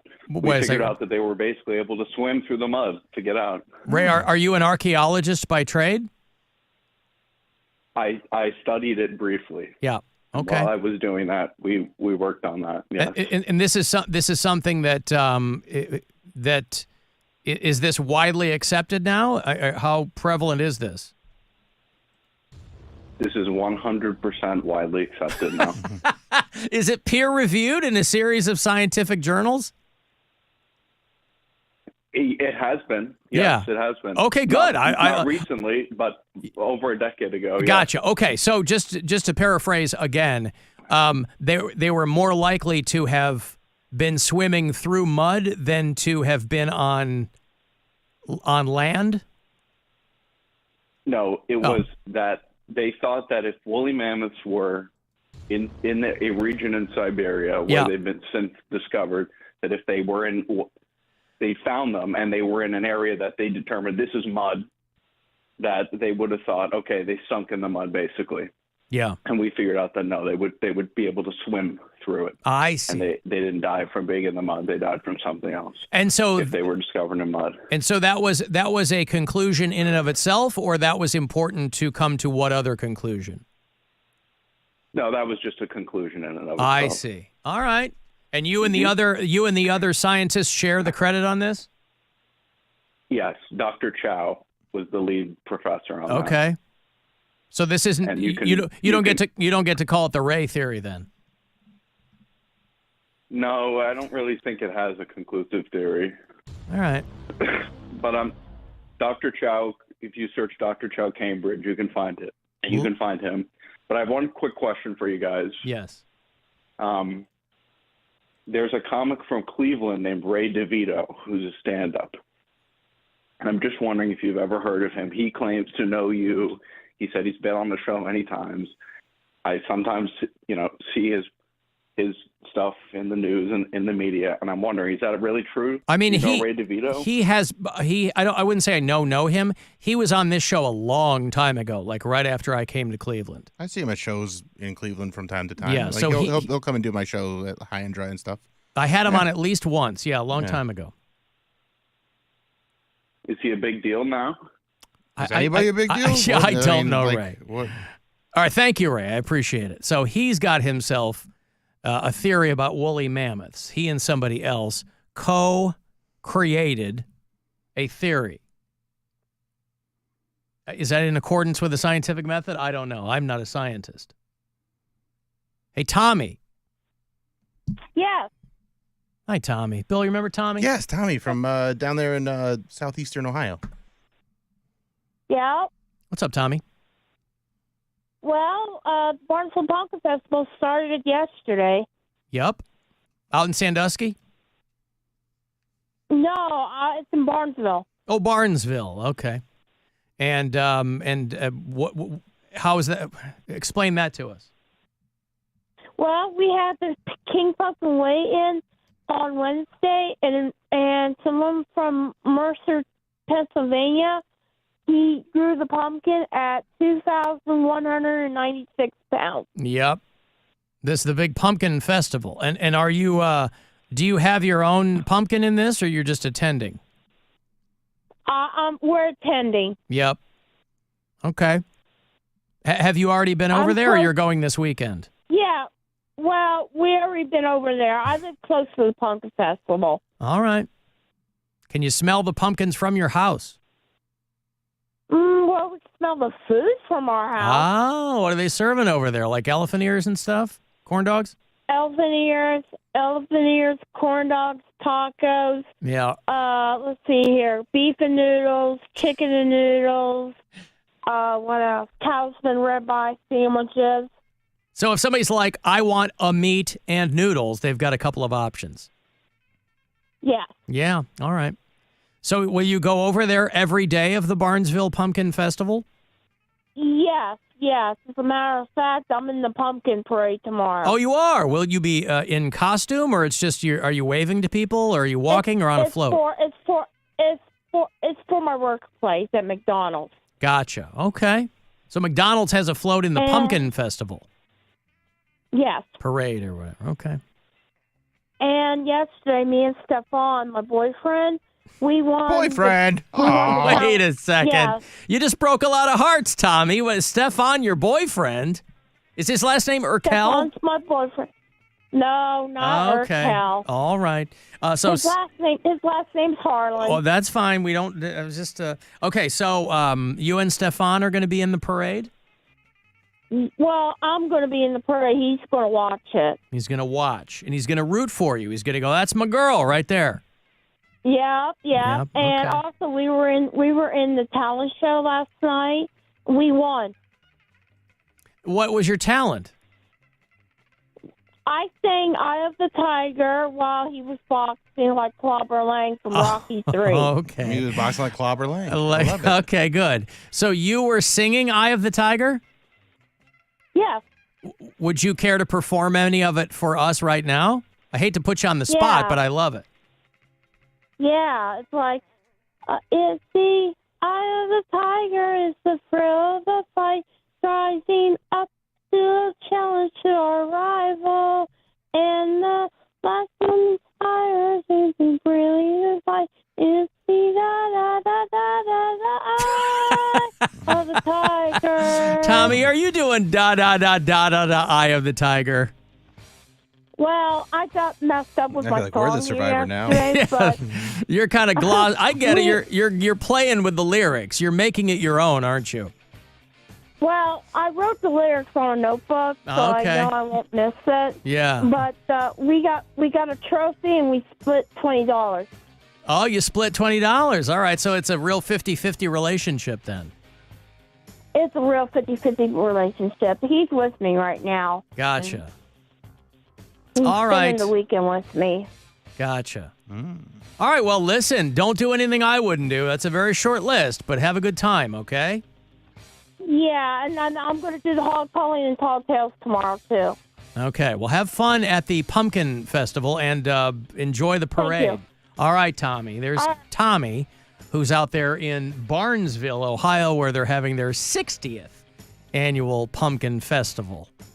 And that rendition of Eye of the Tiger, I'll tell you what, there's not a dry eye in the house, as it were.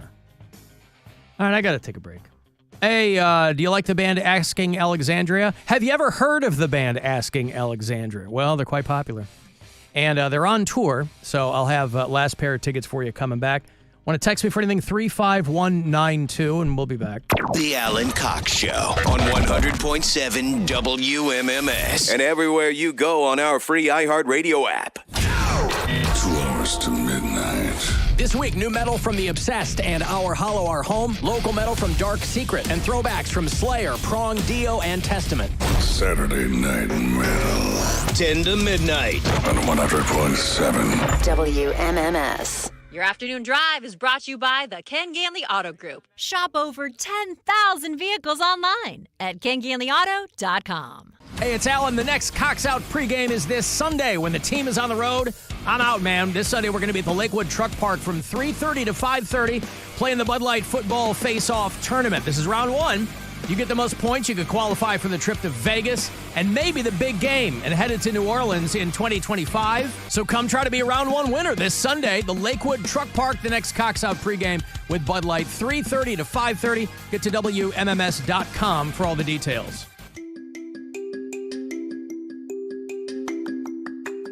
Hello, parents. It is Mr. Jim. And did you know it's time for story time? My podcast, Kids Short Stories, was created for our own kids. You see, my wife loved the stories I was telling to them at bedtime, and she wanted me to record them so that they could listen to them in the car or maybe during quiet time. It's now been downloaded millions of times by kids all around the world as we turn their ideas into amazing adventures. You see, kids send in their story ideas, and then I create an awesome adventure about them. Maybe they're stopping the bad guy, finding a lost treasure, or riding a unicorn through the clouds. With a new adventure every single day, we have a lot of fun together. And it also decreases screen time, which we all know that battle. Well, my friends, search for me, Mr. Jim, or Kid Short Stories. So listen to Kid Short Stories on the iHeartRadio app, Apple Podcasts, or wherever you get your podcasts. Are you guys ready for today's adventure? Me too, let's go! And Doug. Customize and save hundreds on car insurance with Liberty Mutual. After that, you can also save me, as I'm currently hanging from the edge of a cliff. To recap, number 1, customize and save. Number 2, time allowing, save me. Shoulders separating!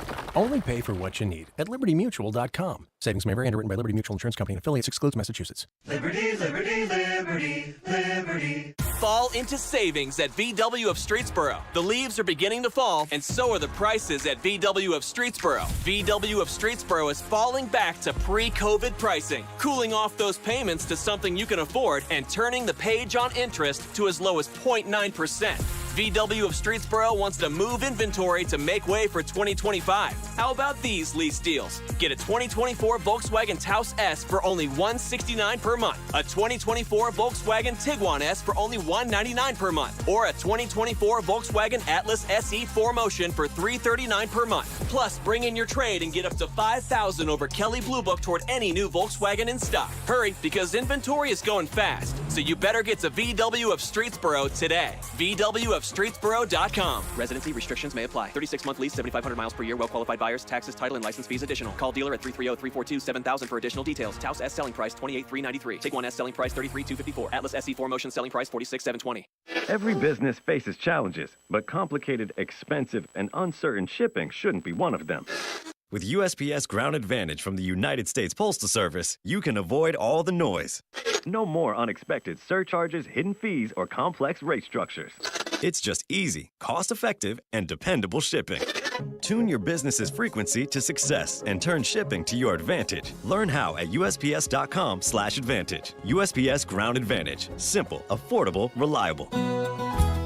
Don't miss the patio furniture clearance event happening right now only at Petiti Garden Centers in Oakwood Village. We've moved all of our floor models to one massive showroom where you could shop everything at 75% off original prices. Petiti's, we're locally grown and family owned. Navigating mental health insurance benefits can be overwhelming, but you don't have to do it alone. The Mental Health Insurance Assistance Office is here to guide you. Our expert team will help you connect with your health insurance plan to understand available behavioral health benefits. Say goodbye to frustration and hello to control over your mental well-being. Call 855-438-6442 today. Order like a champ at Raising Cane's. With tailgates of hand-battered chicken fingers and cane sauce and jugs of freshly made tea and lemonade, you can guarantee victory for every game day meal. Raising Cane's Chicken Finger, one love. Order online or on our app. Cleveland Clothing.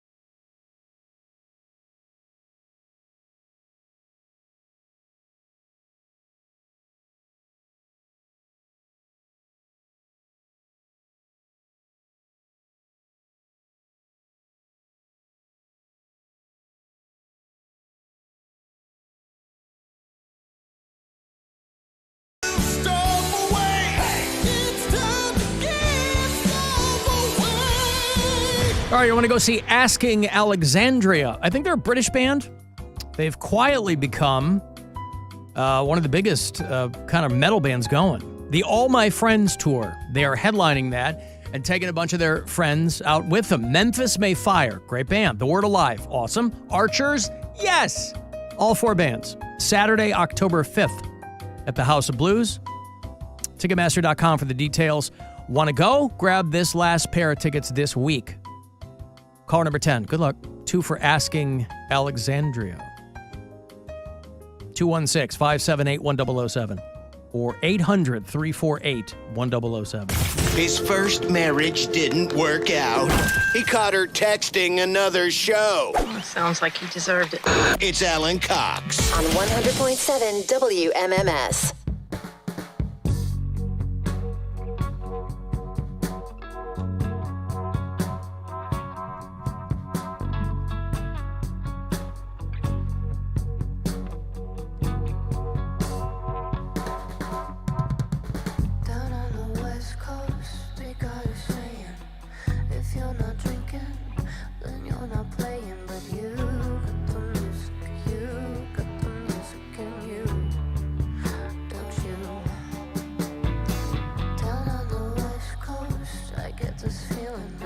You know Lana Del Rey, yeah? Yeah. This is about 10 years back. She did an album called Ultraviolence. I think it's her biggest one to date. Dan Auerbach of the Black Keys produced it. And she was getting a lot of heat because people called her like a rich girl and she was an industry plant, blah, blah, blah. I saw her at Austin City Limits and I was transfixed. She was so good. And I think she's foxy and, you know, she's real good at what she does. And she has gotten married. She's off the market, boys. Aww. Is she married? No. She married a guy she met a few years ago who is an airboat captain in Louisiana who gives, like, gator tours. This gives hope to every... Oh, you know what? Regular I think we dude. talked about when they got engaged or something. Yeah. I think we talked about this. Okay. We I might love have. that. I don't know that. Yeah, Lana Del Rey. God bless her, because I mean, she's had some stuff going on. She's had some. She was taking a lot of heat because I think she gained a lot of weight, and I don't know what it was. But Lana Del Rey, she hasn't been super prolific over the past couple of years. I just think that she got so much negativity thrown at her for what she was trying to do, and most of it was not deserved. Because I was in that camp too. Again, I saw her about 10 years ago in Austin, and it was the year that Eminem headlined ACL, and she was on right before him, and so everybody was really curious. And I was kind of in that camp, or I kind of rolled my eyes, but boy, was she good. She was just fantastic. And this album is probably her high watermark, but she married a guy named Jeremy Dufresne, who is, she's 39, and he's a little bit older than that, I think. And they got married in Des Allemands, Louisiana, where he runs alligator tours on the bayou. Mm-hmm. And who knows, this might be it might be over in a matter of months. But this gives hope to every regular dude who's like, oh, I could get her. A post superstar. Because, I mean, she just met him a few years ago. She was down there, and he's a regular dude. And now they're married. Good for them. Of course, the headlines are all like, shock wedding. It's not a shock to them, the people who are actually in it, right? It's a shock. Like we all had to be apprised of what's going on in her personal life. But this guy operates some very popular swamp boat tours. He's the Lana Del Rey of swamp boat tours. That's what I'm saying. Yeah. And her real name's Lizzie Grant. Her stage name is Lana Del Rey. But I mean, some of the early criticism she got was that I think her dad's crazy rich or something, and that he, paid for her to get famous. But I'm like, that's not how things work. We'd all be taking out loans if you could pay to get famous. And she kind of started more of a singer-songwriter-y type of thing, but playing coffee houses, sitting on a stool. But she kind of found her niche. I mean, she was right place, right time. And so I think Lana Del Rey is just delightful. And they got married. I guess the Gator guy in Louisiana, shockingly, real big Trump guy. Oh, is he? Yeah, that's what I've been told. Well, listen, the guy's running gator boat tours in Louisiana, so that's probably not This a is huge not leap. shocking at all. Right, But, well, yeah. but it might have nothing to do with, there's all kinds of people who get together and they just don't talk politics, or maybe she's into Trump too. I don't know. But these two crazy kids, she is reportedly worth $30 million. I don't know how she would possibly be worth that much money, but good for her if that's the case. And this dude's probably doing fine too. He's the big alligator tour guide guy down there. They exchange vows by the water in the same bayou where he operates his popular swamp boat tours. And so what's the matter with that? She's wearing a big dress. They're happy. They're happy. Yes. Her husband is a Louisiana native and divorced father of 3. Boy, imagine that. Does he have the accent? That's what I want to know. Does he have like the Cajun accent? I guarantee. I guarantee. Do you take this woman to be your lovely wife? I sure do. Till death do you part. I guarantee. I guarantee. I guarantee. I'm making my onion soup. What are you having on your menu? Onion soup. I want my gator boots. I hope he does. I hope he's got like a Cajun lilt. Because he cleans up good too. The photos of them are like he's in the camo hoodie and the hat and all that, and the Oakleys. But then when they go out somewhere, there's photos of them going to some like event, and he's got a suit on. And frankly, I hope that this gets the attention it deserves for 2 people in 2024. And love's a crazy thing. But 2 people in 2024 who it's probably safe to say come from very different, backgrounds. But they put all that aside. And now they're together. This is the first time that Lana Del Rey has been married. But I'll tell you what. There is, and you divorced people know this, for people who want to be married again, and not everybody does. When I got divorced, I said, I am never, ever doing this again. Because you're in the, they talk about how divorce is like a death, right? I mean, the mental anguish and emotional trauma from a divorce is second only to like a physical death. And so going through that, you'd be hard-pressed to find a person alive who gets divorced and then goes, man, I can't wait to get right back in it. Some people do.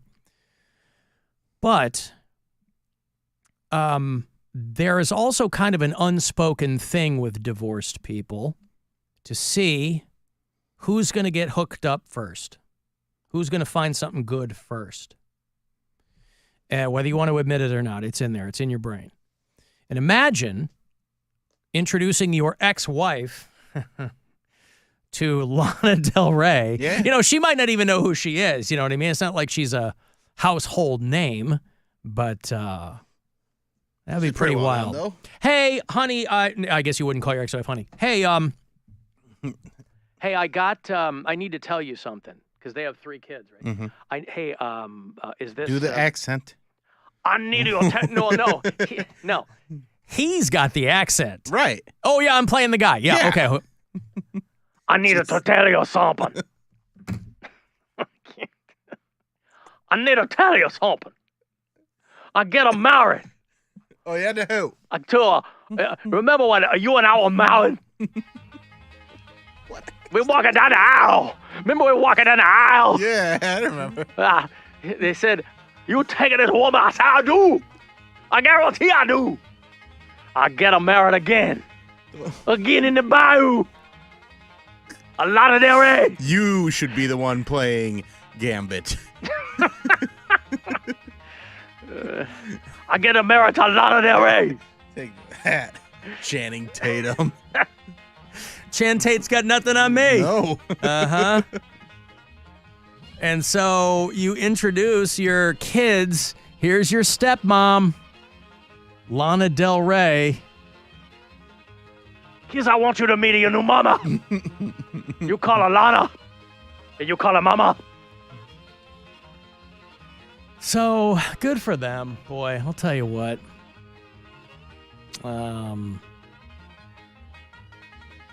Anyway. And this guy, he's a regular dude, right? So now he is going to be in the mix meeting other people. He's already met Travis Kelce and Taylor Swift. I mean, that would be some culture shock, too. That's part of your life now. Honey, what are we doing this weekend? We're going to a Chiefs game. But you know I'm a Saints fan. You know I follow the Saints. Yeah, well, mazel tov. Hey, Randy. Hey, Randy. I'm sorry. I'm Randy. You're Alan. You Hello, are Alan. Randy. Hi, I mean, Randy. yeah. Hello, Bill. Yeah, so you made a great point about these people criticizing Lana Del Rey, saying like, oh, she had this rich dad. You said that's not how it works, because I would say money can buy someone temporary notoriety and fame, but not lasting fame, let alone success in their given field as an actress, or in this case, a singer. Because I bring up two names to you, Alan, Angeline and Pia Zadora. You know who either or both of those are? Yeah, I remember Pia Zadora. Angeline was the girl that was on all the L.A. billboards. And Yeah, and featured in the Moonlighting intro. Yeah. Angeline was this woman. You guys can look her up. As Alan said, she was on these L.A. billboards, and she thought, like, well, she did make herself famous, but she never became a famous actress or really got any acting roles that I know of. And then Pia Zadora, she was in Santa Claus Conquers the Martians as a child actress back in the early 1960s, late 50s, whenever that was. And she had married some rich guy, and she ended up winning one of the early Golden Raspberry Awards for Worst Picture, Worst Actress for, I think it was The Lonely Lady, circa 1982. So you're like, yeah, she had her moment there for a while where she was on Entertainment Tonight at least once a week. And, will she break through and become a movie star? It's like, no. Kind of like a weird footnote, Yeah, I mean, money, thank you, Randy. Money can buy you access, but it's obviously not going to necessarily buy you continued success. No, Lana Del Rey comes from money. Her parents sent her to boarding school at 14 to get her sober. So that's where she was kind of coming from. So she's lived a life. She majored in philosophy at Fordham and got into music from there. But good for her. Down there in the bayou. Down the bayou. Here's my beautiful wife. We're going on a gator tour. Yeah. Here comes Amos. Oh. Now Amos Moses was a Cajun. He lived by himself in the swamp. They hunted alligator for living. It just knock him in the head with a stone. This is what she walked down the aisle. Doggone get you, Amos. It ain't legal hunting alligator down in the bayou swamp. Yeah. Now everybody blamed his old man for making him mean as a snake. The late great Jerry Reed. Moses was a boy, his daddy would use him for alligator bait. Tie a rope around his waist and throw him in the swamp. Alligator bait in the Louisiana bayou. About 45 minutes southeast of Thibodaux, Louisiana. Lived a man called Doc Millsap and his pretty wife. Well, they raised up a son that could eat up his weight in groceries. Named after a man of the cloth. After a man of the cloth. Called him Amos Moses. Lana Del Rey should cover Amos Moses by Jerry Reed as a love letter to her husband. Folks around South Louisiana said Amos was a hell of a man. He could trap the biggest, the meanest alligator and just use one hand. That's all he got left, called alligator bit it. Left arm gone clean up to the elbow. Well, the sheriff got wind that Amos was in the swamp trapping alligator skin. So he snuck in the swamp, gonna get the boy, but he never come out again. Well, I wonder where the Louisiana sheriff went to. Well, you can so get lost in the Louisiana bayou. And I hear that Lana Del Rey is a nice place to vacation in the summer months. Yeah, it does sound like, I don't know how she landed on Lana Del Rey. Though. You really do, yeah. Comes with a free Gator airboat, fan boat tour. The cloth. Okay, I've got to take a break. If you want to send a text, 35192 to do that. I'll have tickets for They Say Santa tour. That's coming back next spring to Blossom It's Primus in a perfect circle and Pussifer, all of them on stage at the same time to celebrate Maynard Keenan's 61st birthday. So I got 2 tickets left. We'll do that coming back. It's the Alan Cox Show. Everywhere on our free iHeartRadio app or whatever smart device you have. Just tell me to play the Alan Cox Show on iHeartRadio. If you missed our 2024 iHeartRadio Music Festival, presented by Capital One, Las Vegas, make some noise! You can now watch the best moments exclusively on Hulu, beginning October 7th. All right, you guys are up for a party, I can tell. You'll see the biggest festival headliners from around the world assembled on one stage on one show. This iHeart energy is so incredible. Big Sean, Camila Cabello, Doja Cat, Dua Lipa, Gwen Stefani, Halsey, Hozier, Keith Urban, New Kids on the Block, Paramore, Shabuzi, The Black Crowes, The Weeknd, Thomas Rhett, Victoria Monet, and a special performance by Coldplay's Chris Martin. Thank you to iHeart and everything for having us. This is the only time you will see a lineup of superstar performers like this on one stage on one night. Get louder than ever. See it all at our 2024 iHeartRadio Music Festival, presented by Capital One. Streaming only on Hulu, beginning October 7th. From the Mr. Hero Waffle Doodle. Some good food, waffle doodle.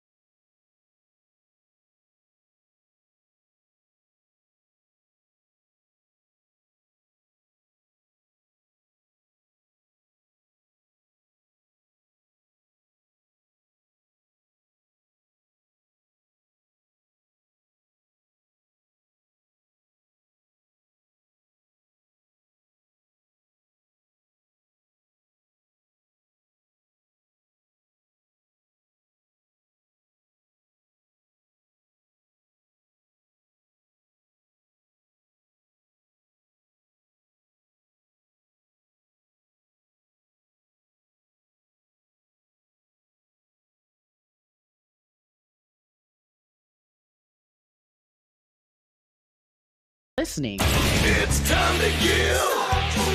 It's time to give stuff away. All right, this past year they did Say Santa. This was a tour they did to celebrate Maynard Keenan's 60th birthday. And they're going to do it again. And they'll stop in Cleveland next spring. Maynard Keenan will, of course, by my math, be 61. Primus, Pussifer, A Perfect Circle. All three of them on stage at the same time, all doing their own thing. And together, Say Santa 2.0. Should be a good time. It's going to be Sunday, May 25th, out at Blossom. So you'll be sitting on these for a while. When the time comes, it's going to be a party. LiveNation.com for all the info. Caller 10. You get my last pair this week. Otherwise, they are on sale and going quickly. So caller 10, good luck. 216-578-1007 or 800-348-1007. To all our men and women in uniform, I've been a lifelong fan, 20 years in the military, come back, and to find your afternoon show is f***ing horrible. thanks from the Alan Cox Show. Horrible. On 100.7 WMMS.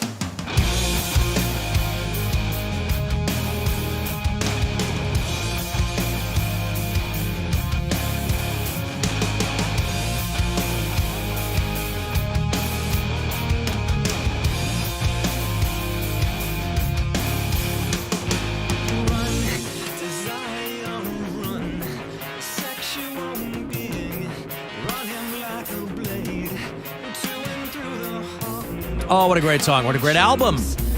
Meriden on that first Perfect Circle record from, well, it'll be 25 years old when they come through to perform for you next spring. So good. People knew Tool at the time, but they were like, oh, this would be like if Tool and The Cure had a baby. And we love it. Loved it.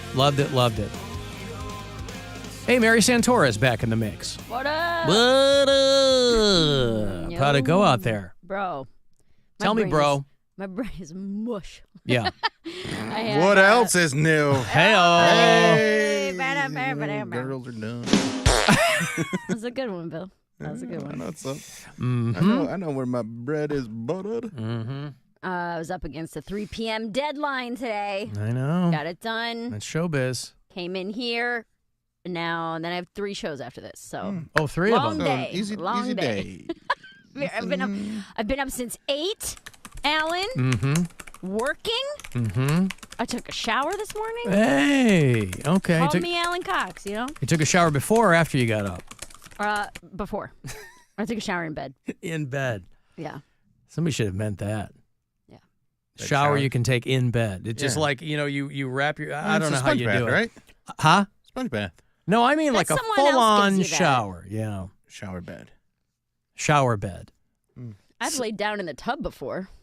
Yeah, but that's like to cry. I am a tub that lays down. You what? A tub that lays down? Yeah.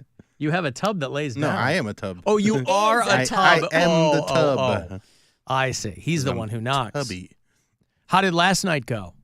It was really good. So I had a couple sets at the stand last night. Yep. And Louis C.K. dropped in. Mm-hmm. So he drops in and bumps the show around, which is going to happen. He's working on new stuff. He did like 25 minutes, and they were like, he's only going to do 10. I was like, yeah, right. It's never only 10. I have never seen a famous comedian drop in and only do 10. Was it good? They always do. Some of it was incredible. Like, oh, my God, you forget how much you love Louis if you haven't watched him.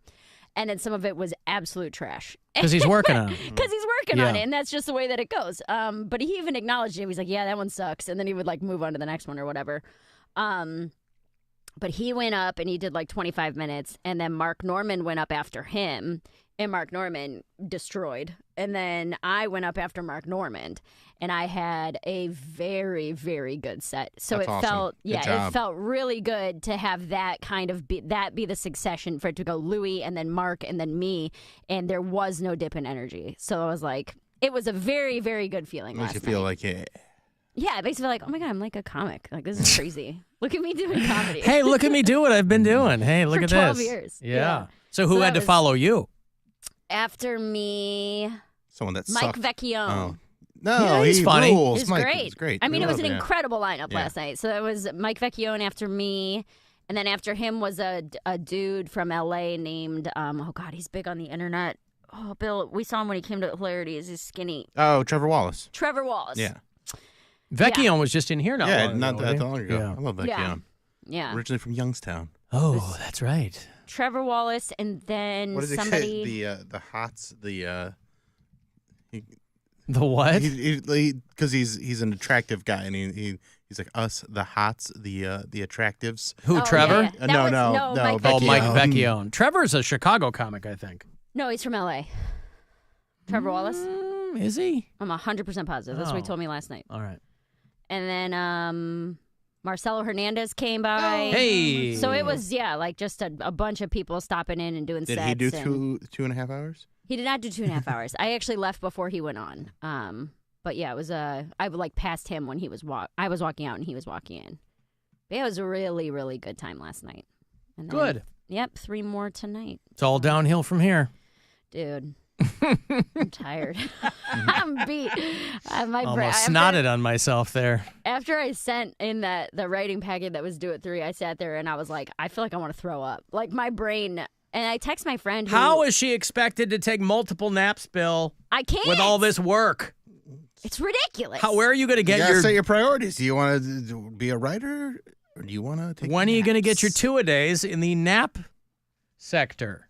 I text my friend who she's worked on several shows, and I was like, "Dude, is it this intense?" Because I guess they send out these packets. Packets are kind of like an application, but you have to write. Basically, you're writing 3 pages of jokes. Yeah. Just so they can, in the voice of whoever the host is and whatever. And they send them out purposefully with less than 48 hours. By the way, if any of these hosts are Cajun, send them to me, and I'll be able to write in their Hey, voice. Miss Allen doing some real good Cajuns. Fantastic. Oh, I'll send you the next packet that I get that's looking for a Cajun writer, a white Cajun writer. But yeah, they send them out on purpose with late notice because a lot of these TV shows are every single night. So they're like, we need to know that you can write quickly. Yeah. So I got that packet Wednesday night and it was due today at 3. But like homework. It's kind of, it's like homework, except if you get a good grade, you get $250,000. There it is. Yep. So that's kind of what we're hoping for. Mm-hmm. Yeah, we're all, there you all go. set, squared away in here. All right. Ready to go. Well, let's see who's dialing in on the app here. Alan Cox, you done messed up. Jeez, this guy's like eating his phone. I know. All right. Alan Cox, you done messed up again, buddy. You had Dick from Dayton on the show yesterday, and you neglected to ask him about the goddamn vampire problem down there in Dayton. We need to know what's going on. Hate the show. Love you. Bye. I did. I forgot. They were talking about the Dayton, Ohio as part of some documentary where there's a coven. And I said, next time Dick calls, I'm going to ask him about the... I did. I forgot. That's on me. Oh. What if he's in it? But I'll come. How about that? That's his answer, Mary. Hey, speaking of vampires, Roseanne Barr wants you to know that she is not crazy. And the way that she's convincing you of that is by being bat shimp. Bat shimp crazy. Is your brain mush too? Always. Bat shimp crazy. She is on or made an appearance. I don't know if you've seen this clip. Tucker Carlson is doing some tour. He's playing to half-empty theaters. I don't know what it is, but it's a little sit-down thing. And he had Roseanne at one of his stops. And you know things are wild when Tucker Carlson doesn't know what to say, when he is having a hard time keeping up with the nonsense that's happening on stage. And so Roseanne, and again, this is not some new development. For whatever reason, Roseanne has been this way for a while. She's fully in the tank for Trump, thinks that everybody else is a demon from hell. And, and people always say the same thing. They're kind of very dismissive. They're like, what, does she offer meds? It's like, yes, she is very much off her meds. Now, she is a woman who has, she had a traumatic brain injury a long time ago, too. So I'm sure that's got something to do with it. But she wants people to know that she is not crazy. You know they eat babies. That is not bull. Oh, I'll give you some context for those of you who might not understand. When she says they, you know what she means, Bill? Liberals. Democrats. Right. Baby eaters. They. The lizards. The baby eaters. Right. I thought we were vegan soy boys. Now we're eating babies. They can't make up their minds. The one dude calls, I'm a beta because I'm not choking geese to death. Yeah, vegan soy boys. You know they eat babies. That is not bullshit. It's true. So it's not just the dogs and the cats, not just the pets. It's not just the dogs and the cats. They're full-on vampires. And everybody still thinks I'm crazy, but I'm not crazy. They're full-on vampires. They love the taste of human flesh, and they drink human blood. They do. By the time we go in to vote for Trump, that he will open up everybody's eyes and they will stop pretending to be asleep. You know what they say? You can't wake people up that are pretending to be asleep, but I pray to God, please wake up even those who are pretending to be asleep with the irrefutable truth of what the worst people on this planet are really up to. They are really up to that. They're doing it. There are so many victims. There are so many. Listen, she's getting applause going on and on and on. But so Roseanne wants you to know she is not crazy. They are just vampires. Hey, can you pass me a little baby? Who are eating? I'm a little. Just can you, just like a couple toes. Let me hold on. Got it stuffed underneath the board here, but. And this is why everybody I know vomits in their own shirt when Republicans get up there and go, Democrats need to tone down the rhetoric. Mm-hmm. Also, Democrats eat babies and drink human blood. That's why I'm so fascinated is the wrong word. And confused doesn't really work either. Intrigued? But Roseanne, because when you see her in other forums, I know you guys don't like Bill Maher. But she did his podcast maybe 6-7 months ago. And they go way back. I mean, they started in the clubs together or whatever.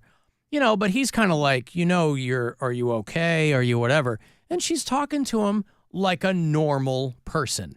And, she has a lot of people she's worked with and friends. Whitney Cummings wrote on Roseanne when they rebooted it. And Norm wrote on Roseanne in the original show. And John Goodman and Laurie Metcalf. These are all people who are still friends with her and are like, we want what's best for her. And they're all still kind of interacting with her because I guess around them, she's not doing this. So I'm really fascinated by what exactly is happening there. Well, because nobody thinks these things. Nobody actually thinks these things. You don't think she believes it? For as long as all of this QAnon MAGA nonsense has now been a part of American life, you'd think there would be one piece of evidence. There would be something.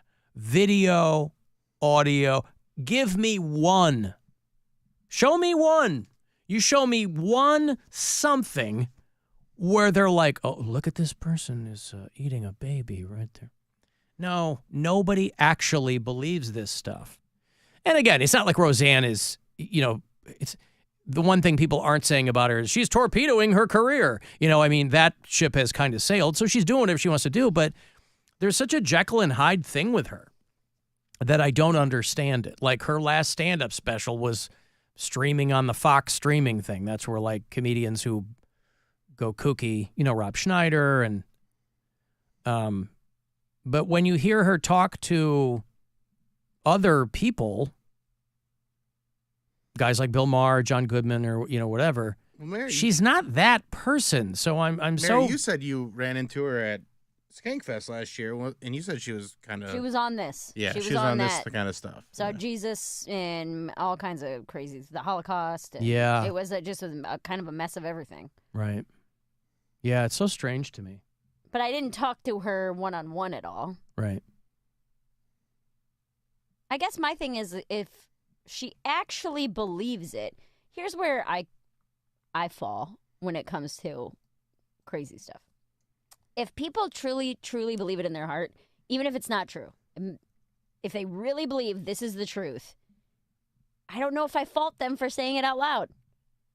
Like my brothers are staunchly against abortion because they believe in their heart abortion is murder and it's wrong. So they say, hey, I don't believe people should be able to have an abortion because I believe you're killing a child and that should be illegal. And I can't fault someone for that I feeling understand. That way. That's but root. I'm saying that's rooted in, yes. That is rooted in a logic. Sure, right? But again, sure, this isn't rooted in logic. Yeah. But if she truly, truly believes it, like if this is her truth, can we, I don't know, can you come against her? Right, but her truth is not the truth. But then you could say that nobody's truth is the truth. Well, no, there are some people who believe in things that happen, and that is the truth they believe in coincides with the truth. So, listen, and I get that Tucker Carlson was trying to be funny there. So it's not just the dogs and the cats, huh? But she was deadly serious. So she wasn't screwing around. And it really kind of sucks because you're like, well, Roseanne Barr is a comedian. It would be fun if she was funny. I mean, irrespective of what you think, it would be fun if a comedian was being funny.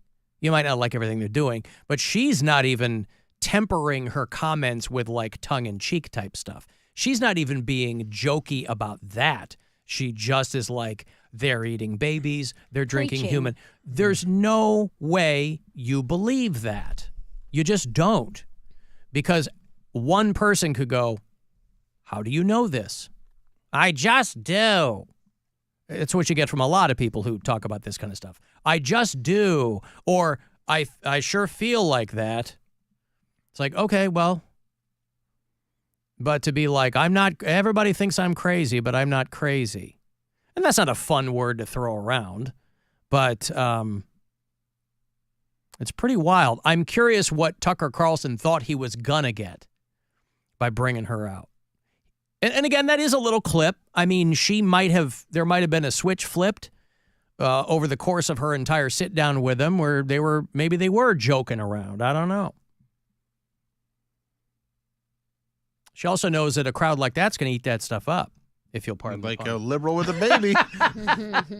Yeah. So, I don't know. It's very, very interesting to me. I mean, because a lot of people, you can see their through line. What they're saying is ridiculous. But if you were to be like, well, how do you know this? They go, well, it's all over Facebook. Okay, well, that's where the logic ends. Because if that's where you're, getting your information, then that's where the logic ends. But when you talk about your brother and like they're against abortion because they believe it's killing a baby, I understand that logic. My parents were single issue voters. Yeah. Which of the candidates is the pro-life candidate? Didn't matter whatever else was going on. I understand that. I don't agree with it. It's when you take it to this ridiculous extreme. Because you can, with just logic, talking about your brother's point of view, that's something that reasonable people can understand. But when you move it to, they're killing babies after birth. No, they're not. That's murder. They're like that, during the debate when that anchor lady was like, there isn't a state in the union that lets you kill a baby after it's born. So, that's why, everybody was freaking out over Bernie Moreno talking about women over 50 shouldn't, be worried about abortion. Or it's weird that you think that, because that's how those guys think. Well, if it doesn't involve me directly, it doesn't matter. I don't care if it doesn't affect me. And then people go, well, then why do you have an opinion on it? You're a dude over 50. Why do you have an opinion on it? Because he's running for office. And he's trying to fish where he thinks the fish are. But, yeah, the Roseanne thing's very strange to me. I don't know. I don't know what they think they're going to get out of. I mean, listen, that's a crowd that is going to be sympathetic to you. You know, you're preaching to the choir there, but she wants you to know she's not crazy. Is there a chance she was not talking about Democrats and she was talking about the Haitians in Springfield? No, because she said this stuff before. These are the worst people on earth. Like, really? I mean, I know a lot of MAGA people, and I think what they believe is utter nonsense.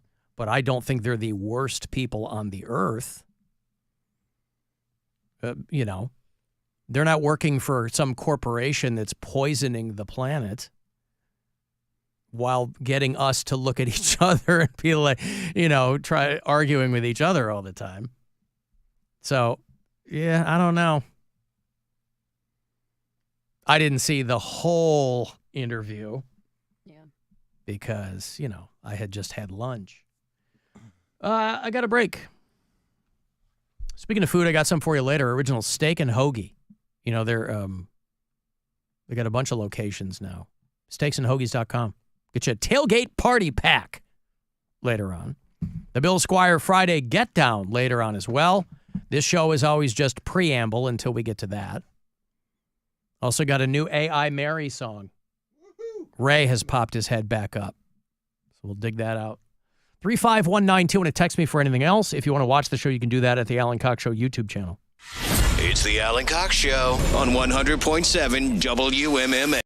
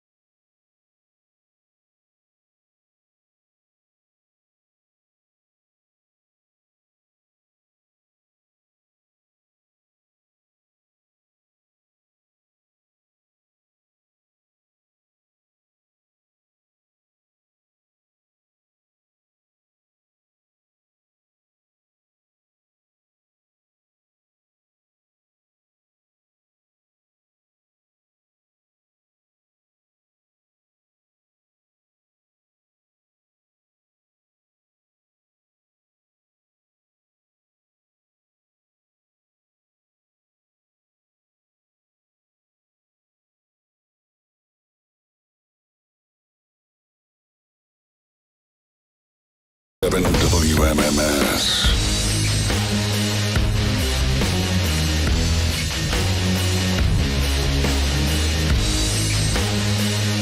Guardians will start up their last series of the regular season tonight, right here at home. 3 against the Houston Astros. It's a 7:10 start. We'll get out of here a little bit before that, make way for Guardians Live pregame. And then a week from tomorrow, they will begin their postseason run. That's going to be the 5th and the 7th. First 2 games will be here at Progressive Field. And what an exciting time for Guardians fans worldwide. What an exciting time. Sunday, I'm going to be in Lakewood for the next Cox Out pregame. We'll pivot from baseball to football.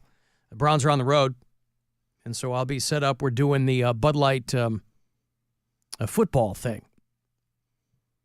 And what this does is it could get you to Las Vegas, because we're going to get one winner from this area, the Bud Light Football Face-Off Tournament.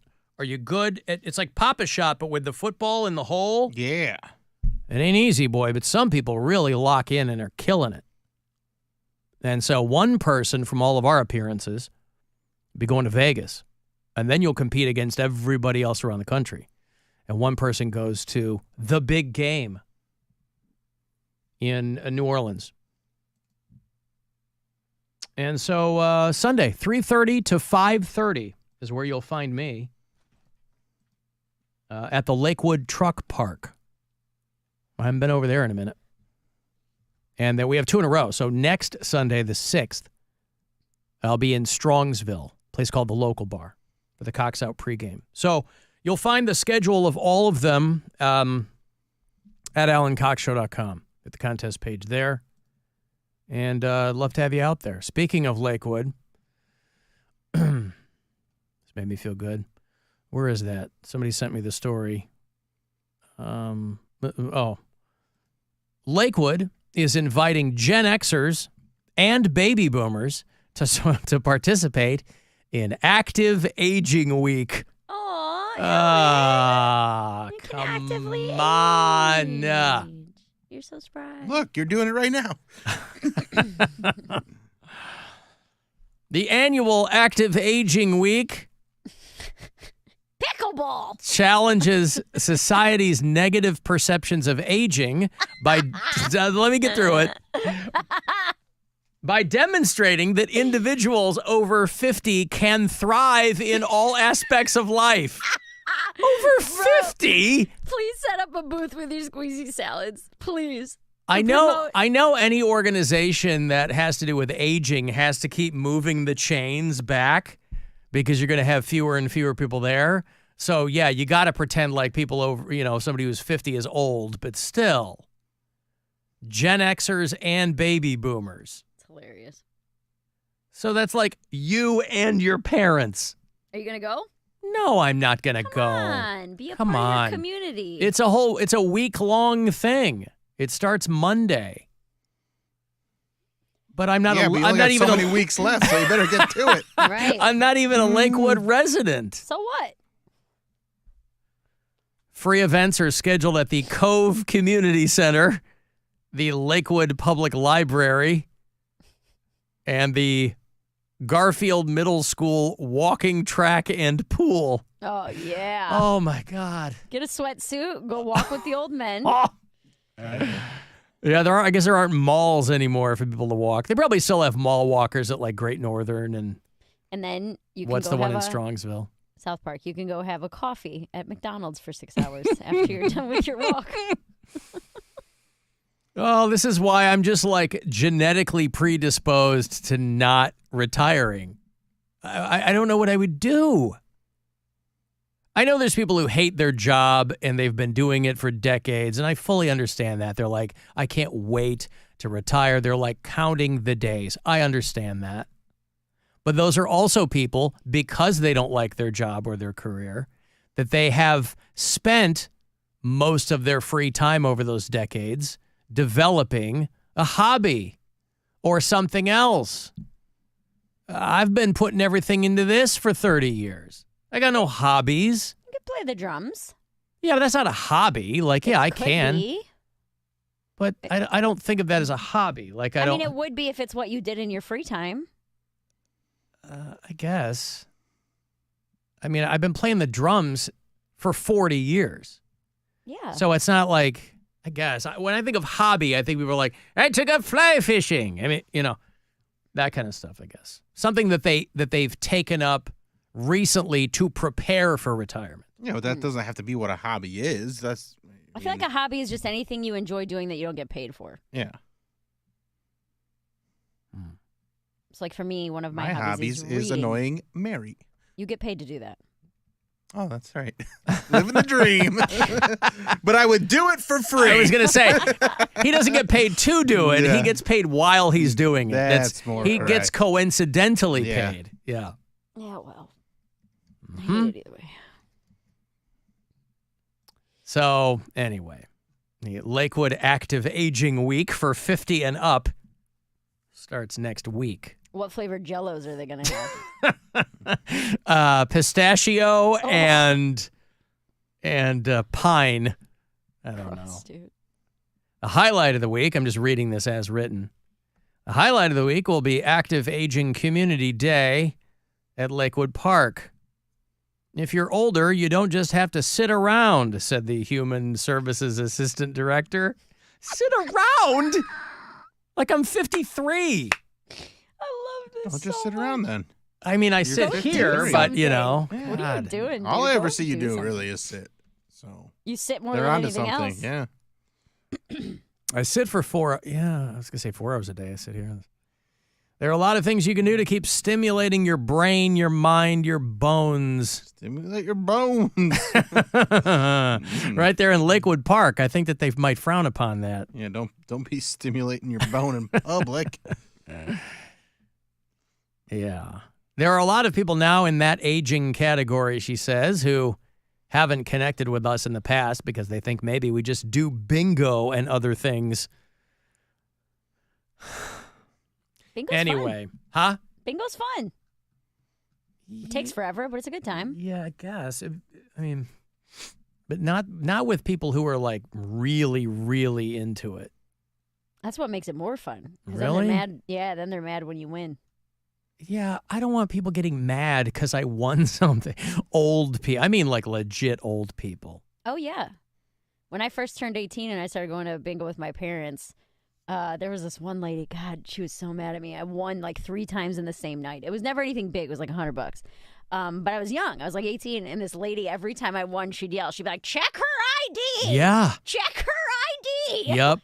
Lady, if I'm not old enough, what 17-year-old is sneaking into a bingo hall? A lucky one.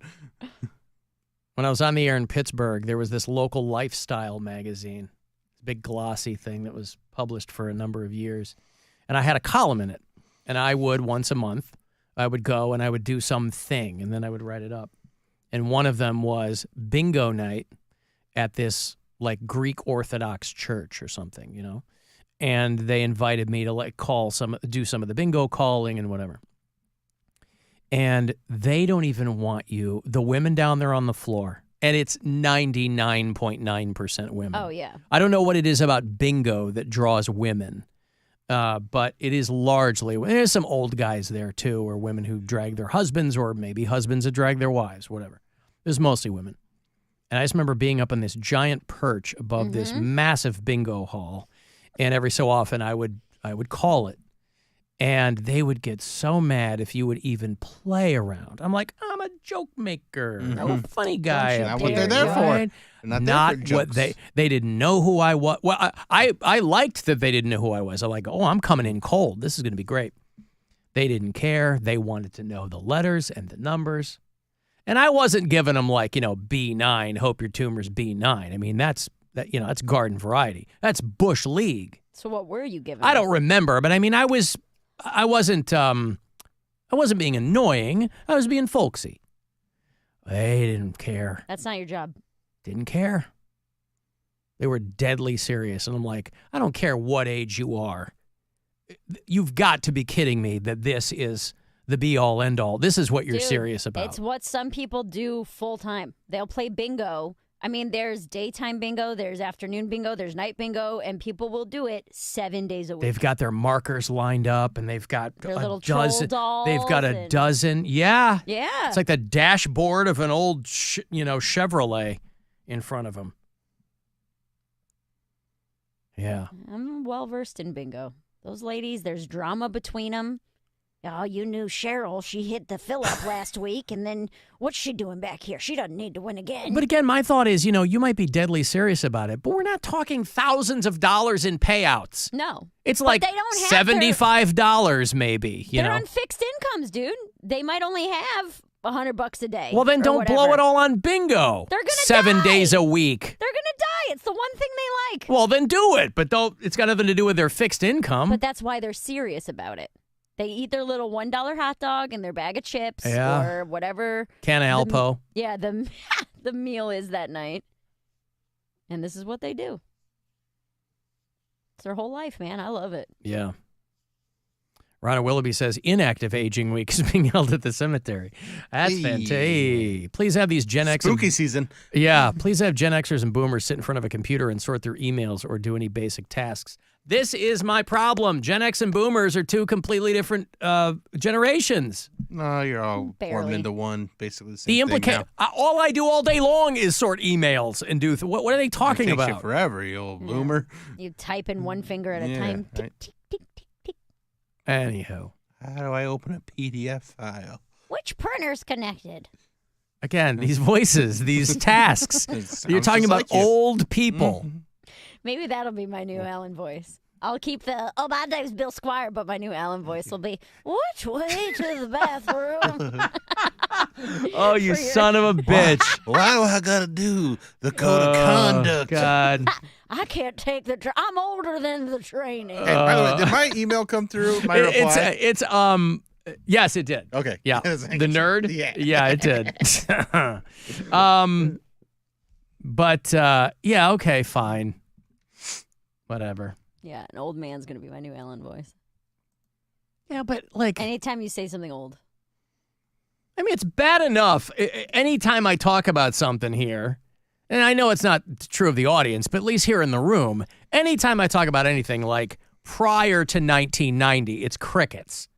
Well, so yeah, I'm yeah. already outnumbered. 35 years ago. No, it's nobody's years fault. old. It's not your fault. I'm just saying it is what it is. I mean, anything I'm like, oh yeah, 1975 this happened. I ain't gonna get anything in here. I understand. It's just I'm outnumbered. You guys remember that cable access show from 1954? It started in Canada when we got Cable access show in 1954. Yeah, you remember the television was only about 6 years old. They're already doing cable access. Things move quickly. Yeah. Alan, I used to valet park at a casino in Palm Springs, and I've seen old ladies knock other old ladies down just to get their favorite seat. Yeah, well, I'm not saying they don't take it seriously. Clearly they do. But, Alan, why is Roseanne talking about liberals eating babies and drinking blood when Alex Jones was the one who publicly wanted to eat everyone in his neighborhood? That is true. Like corn on the cob. He ain't no liberal. Your leftist ass like corn on the cob. I'm ready. I will eat your ass. Your leftist ass like corn on the cob. I'm ready. I will eat you. I will eat your ass. My children aren't going hungry. I'll do it. I'll drink your blood. And I'm starting to think about having to eat my neighbors. You think I like sizing up? I'm gonna haul him up back chain. Chop his ass up, size it up. I'm gonna haul him up back chain. Chop, chop, chop, chop. I will eat your leftist ass like corn on the cob. I'm ready. I will eat your ass.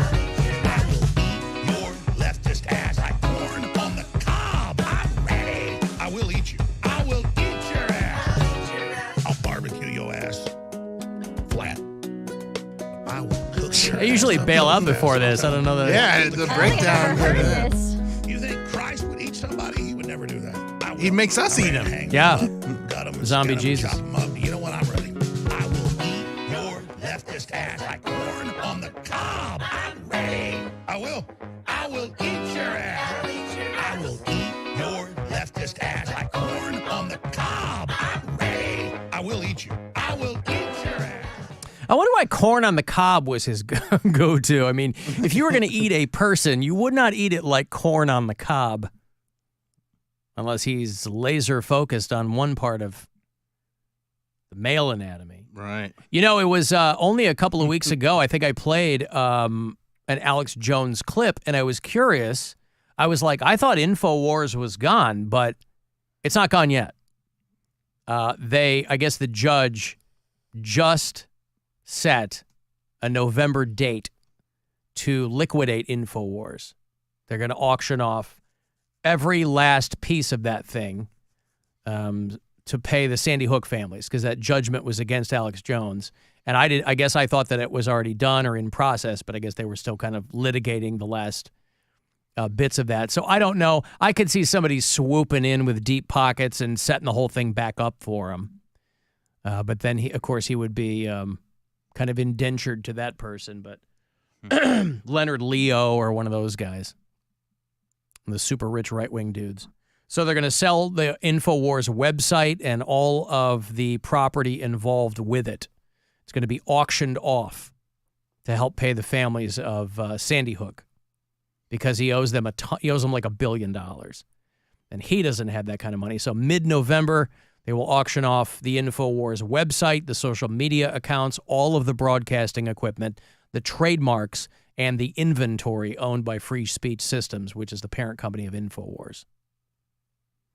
So it really does depend on who buys it. Somebody could swoop in and buy all this. It's not like, what's a normal person going to do?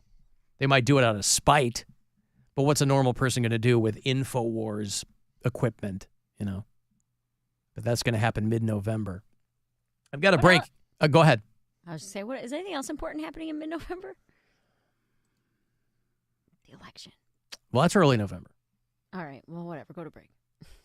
If you paid attention, you'd know this. It's always if you were watching cable news. I'm doing a show in Columbus. Or reading the paper. November 8th, Attic Comedy Club. That's Election Day. No, isn't it? No, that's the Friday. 7th, I think, is. No. What? November 8th is my friend Kelsey's birthday. All right, well. But November 8th is a Friday. Columbus, tell her to come to my show. November 5th is election. November 5th. Yeah. The attic, what'd you say, the attic? The attic in Columbus. Columbus. All The right. addict. November 8th. That's my mom's birthday. Maybe I'll have her go to Columbus. Come out. Yeah. Hey, Mom, meet me in Columbus. We're gonna go see Bill Squire. All right. He's young, but he's good. Yeah, he's a whippersnap. Millennial. Damn millennials. One of those millennials that killed Applebee. Hey. All right, I'll have original steak and hoagies for you on the way back. Get you the tailgate party pack. Yum, yum. Get you some fresh cut fries. 4 delicious, big sandwiches from Original Steaks and Hoagies. 35192. Text me for anything else. Get the Bill Squire Friday Get Down shortly after 6. And we'll be back after this.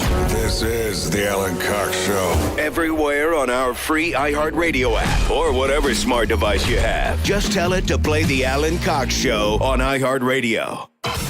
If you missed our 2024 iHeartRadio Music Festival, presented by Capital One. Las Vegas, make some noise! You can now watch the best moments exclusively on Hulu, beginning October 7th. All right, you guys are up for a party, I can tell. You'll see the biggest festival headliners from around the world assembled on one stage on one show. This iHeart energy is so incredible. Big Sean, Camila Cabello, Doja Cat, Dua Lipa, Gwen Stefani, Halsey, Hosier, Keith Urban, New Kids on the Block, Paramore, Shabuzi, The Black Crowes, The Weeknd, Thomas Rhett, Victoria Monet, and a special performance by Coldplay's Chris Martin. Thank you to iHeart and everything for having us. This is the only time you will see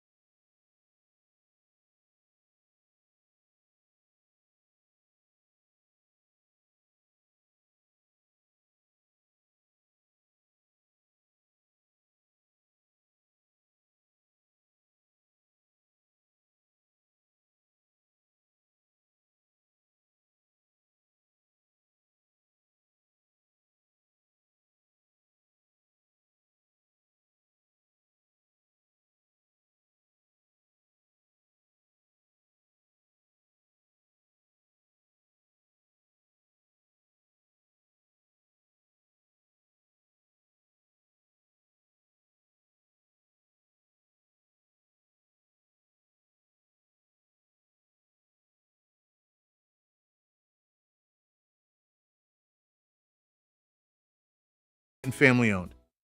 When it's game day and you're out and about but need football updates, don't worry. The iHeart app and Fox Sports Radio has you covered with Red Zone Radio.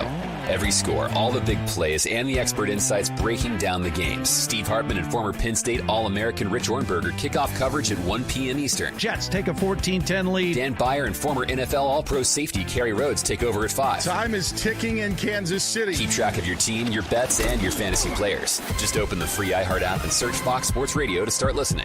Oh yeah! It's time to give stuff away. Time to give stuff away. All right, let's get you some food here from the original Steaks and Hoagies. You get yourself the Tailgate Party Pack, right? Last one of the week. Let me lay it out here for you. The Tailgate Party Pack, fresh cut fries for delicious cheesesteaks and hoagies. Real shaved ribeye from Philly to the land. Only at the original Steaks and Hoagies. You can find a location near you. You can place your order online if you're so inclined. Steaksandhoagies.com. Simple enough. Okay, call 10. Get yourself some something to nosh on here. Good luck. 216-578-1007 or 800-348-1007. Brain dead entertainment throughout history. The Cup and Ball, the Yo-Yo, Pong, the Alan Cox Show. On 100.7 WMMS.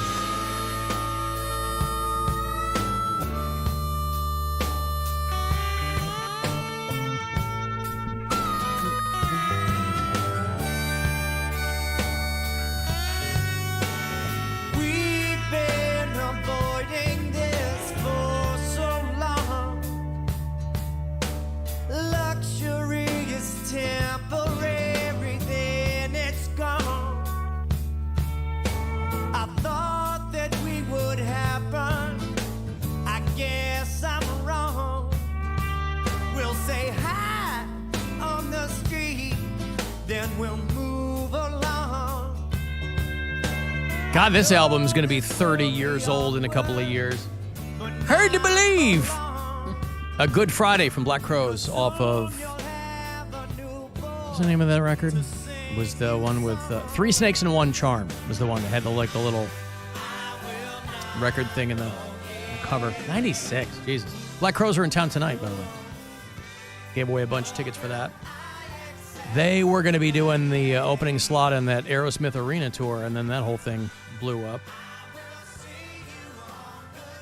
But the Robinson brothers finally buried their hatchets and reunited and wrote their first new music in a long, long time. So Happiness Bastards is the tour. I don't know if there are tickets left. MGM Northfield Park tonight is when it happens. 7:30 is when that starts.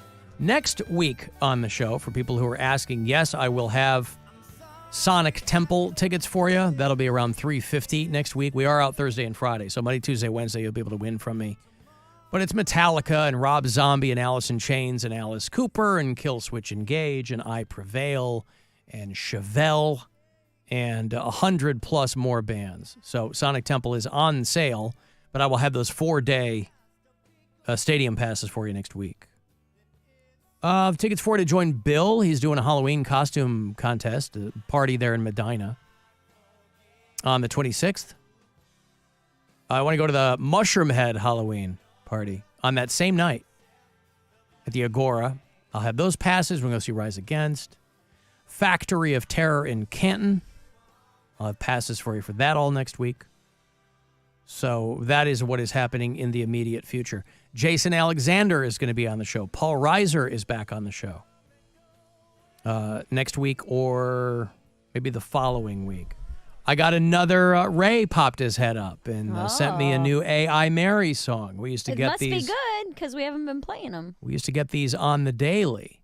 Well, he hasn't sent one in a minute. I mean, when I was getting a fire hose of them, I had to be kind of judicious with whether or not I thought they were any good. But it's been a while, so maybe he has taken some time. Maybe he's regrouped. Maybe he's given it some thought. Brian's with the Rats.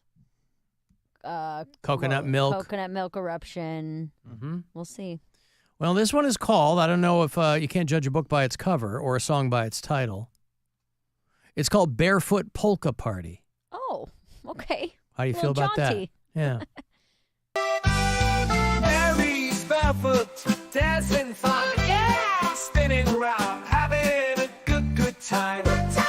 Ray's just watching her move while she's grooving to the groove. Barefoot polka all night long, yeah, ooh yeah. Mary's dancing strong and strong, so strong. Brian's got the pierogies munching away, sausages in Mary's face. What a day! Pierogies. AI. pierogies. Yes. AI, you've killed it again. I like that one. I thought that was fun. Pierogies. I thought maybe that was like an animal I hadn't heard of, a pierogi. No. That was a fun one. All the information AI has, and it can't suss out pierogies. So there you go. I'll Barefoot polka. Party. New from Ray. Not So bad. that's fun. All of our bingo talk before the break got Brian all inspired. There was a farmer, had a dog, and bingo was his name. Oh, B-I-N-G-O, B-I-N-G-O, B-I-N-G-O, and bingo was his name. Oh. There you go. Thank you, Brian. Thanks, Brian. That was good. Although, did he say there was a farmer who had a dong? That's what I Because that's a heard. completely different song than There was a farmer, had a dong, and bingo was Yeah, dong. Dong, da dong, dong, dong. I'd like you to meet my dong bingo. It will hopefully B-I-N-G-O inside of you. Got a bunch of messages off of the app. If you listen to us on the iHeartRadio app, tell me where you do it. If you're from out of state, by the way, I heard from Ryan, who is our bureau chief in Cordova, Tennessee. That is suburban Memphis. And he said part of I-40 in East Tennessee was washed away in the floodwaters. Jeez, I didn't know it was going that far in. Yeah. It's in Cock County, east of Gatlinburg and Pigeon Forge. I've been there. I know exactly where that is. It's where my brother-in-law got married. The Pigeon River caused a mudslide and took out the eastbound lanes of I-40. Dang. So In there's North Ryan, who Carolina- listens in East Tennessee. Did you guys already talk about the floods in North Carolina? Just kind of, I glossed over it. I mean, that they were having huge problems in the states of emergency in the Carolinas and Georgia, and I don't know if you've seen any of the video, but in North Carolina right now, they're under like 20 feet. Like Yeah. they're setting records of how much it's horrible. Houses are wild. collapsing. It's crazy. Yeah. Notice that Mary was just there, and she's kind of a sinner, so I think that might be why they're having the floods. You Listen. brought your sinful jokes. Hurricanes are caused by gay people. We all know this. I'm not a gay person. so No, don't by blame this a on me. woman trying to be funny. A woman God with a hates a woman microphone. trying to be Might be. Yeah. You homosexual! I did. I mean, that fire alarm went off during my set in North Carolina, and then I still proceeded, so maybe this was what happened next. And she persisted? Yes, she persisted. I don't like men no more. I said I like women. Women. You know, it's blowing up through Cincinnati, too. Post-tropical Helene. They have a tracker here. I mean, we're getting a lot of rain. I don't know what we'll get beyond that. I'll show you some of it here, though. It's pretty wild because it's a tropical storm now. And so it's come up 50 miles southeast of Louisville, Kentucky. 35-mile-per-hour winds. So it's not like it's, I mean, at this point, it's like a strong storm. But, it's spinning through Nashville and Memphis, like Ryan said. Evansville, Indiana. 42 people dead. At least 42 dead as Helene churns over the southeast. Made landfall as a Category 4 in the Big Bend region there in Florida. That was 11 o'clock Eastern last night. Still producing catastrophic flooding as it moves north. To Mary's point. Southern Appalachia, Tennessee Valley. There has not been a catastrophic dam failure in North Carolina, as previously reported. The city of Newport, Tennessee, initially said that that's what happened, but they said that has not happened.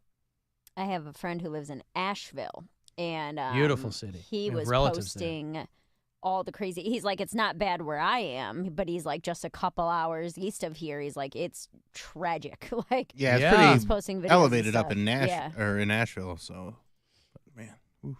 I mean, I got a message, and he leaves them pretty frequently, but I was like, oh, we might not hear from Rich in Jacksonville for a while, which is on the other side of the state, but this thing was blowing through. I mean, basically every county in the state of Florida, they were like, hey, and he left a message, just like any other day. Alan, Rich down in Jacksonville, Florida, listening back to the podcast from Thursday. You were discussing your mom's Chihuahua. You said you think it's a male dog, not a female, because it's humping your leg. I want to let you know that my family used to breed dogs when I was a kid, and female dogs will hump. It's not so much for pleasure as it is for dominance, as a way just for them to display their authority over you. It's just kind of like maybe the dog smells that you're your mom's child, and she's just trying to put you in your place. Anyways, hate the show.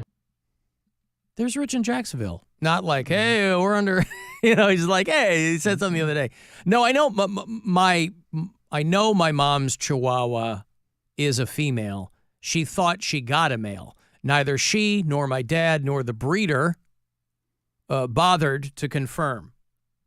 So my parents drove all the way to Pittsburgh from Chicago to get a new Chihuahua a couple of years ago, thinking that it was a male, because that's what my mom wanted. That's what my mom had, her previous Chihuahua, and they ended up with a little girl. Nearly 200,000 customers in Ohio are in the dark. Central Ohio is getting hammered. So Southeast Ohio, Columbus, tens of thousands of people with no power in Kentucky and West Virginia and Virginia.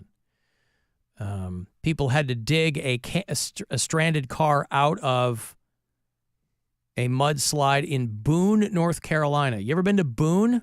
No. My wife's cousin, we just went to his wedding this summer. He went to Appalachian State, and we went there years ago to party with him in Boone, North Carolina.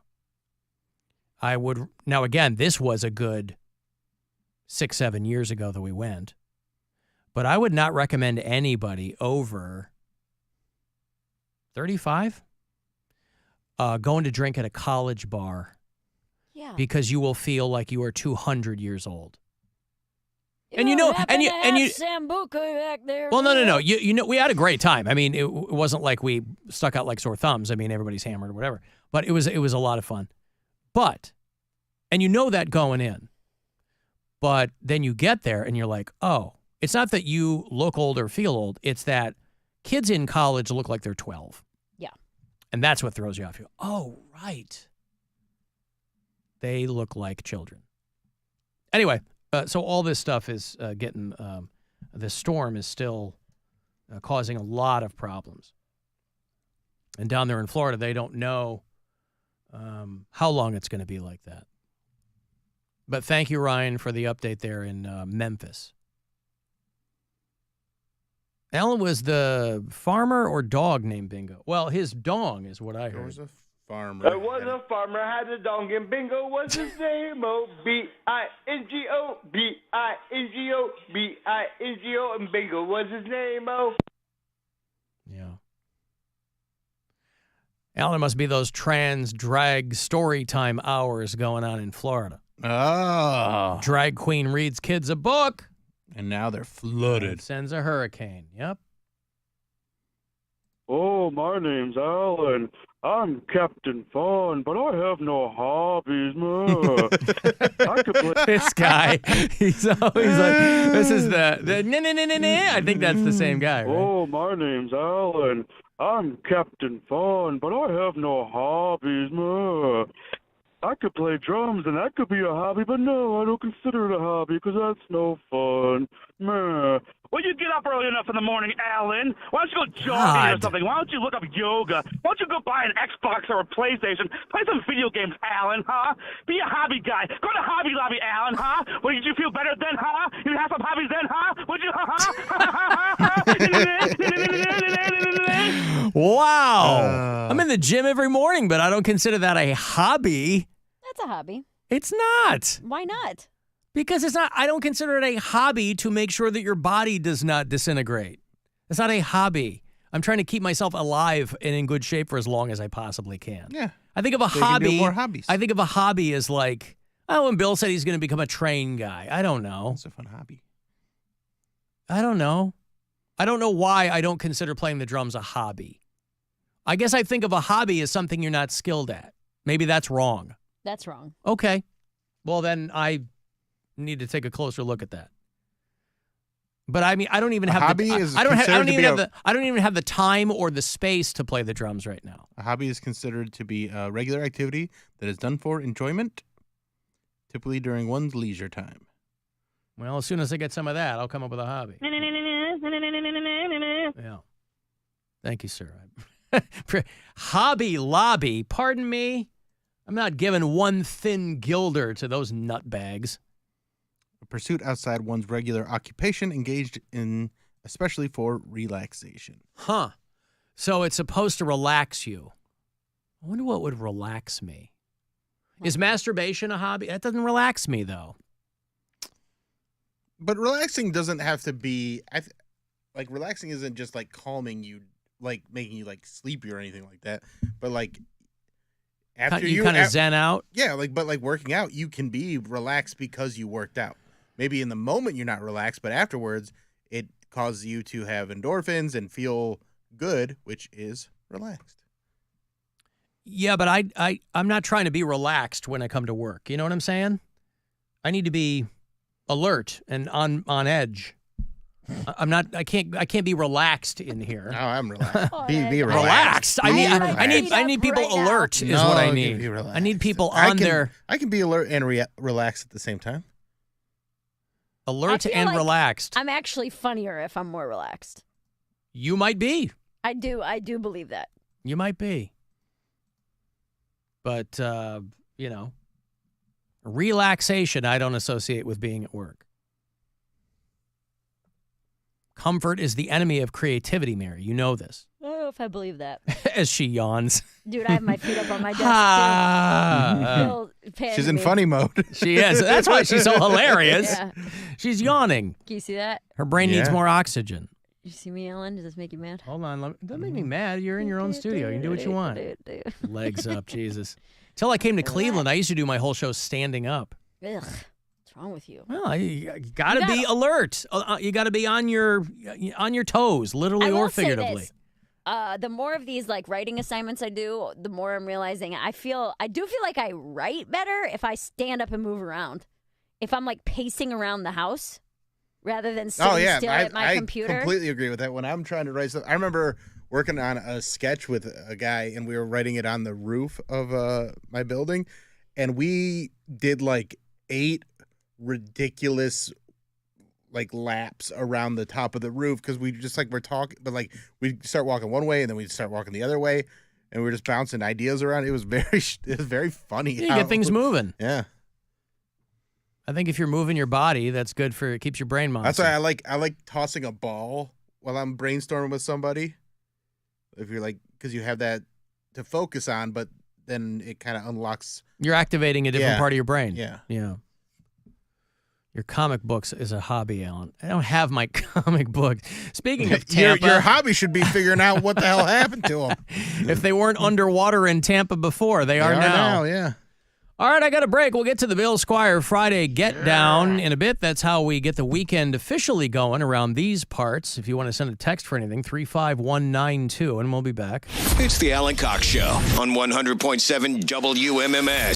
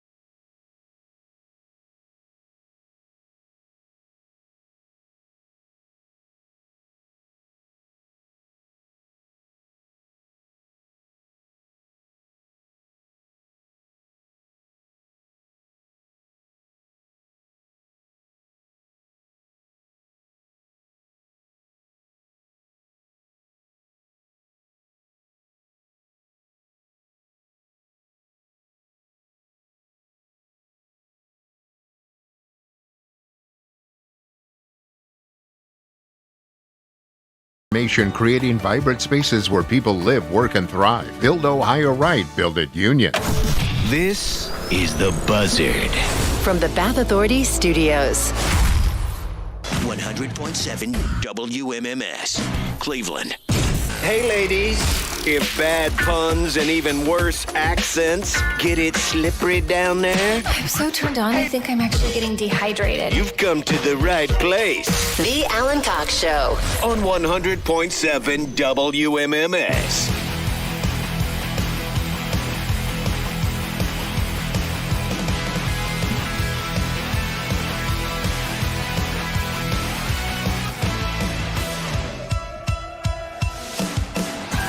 That'll get you in the mood. We'll get to the Bill Squire Friday Get Down here in a minute. Officially get the weekend underway. Guardians pregame, Guardians Live. Pregame starts around 6:40, 7:10 first pitch tonight. First of three, the last home series of the regular season against the Houston Astros at Progressive Field. What's it doing out there? Is it raining? Is it, I haven't been out of the studio in a minute. I haven't either. Yeah.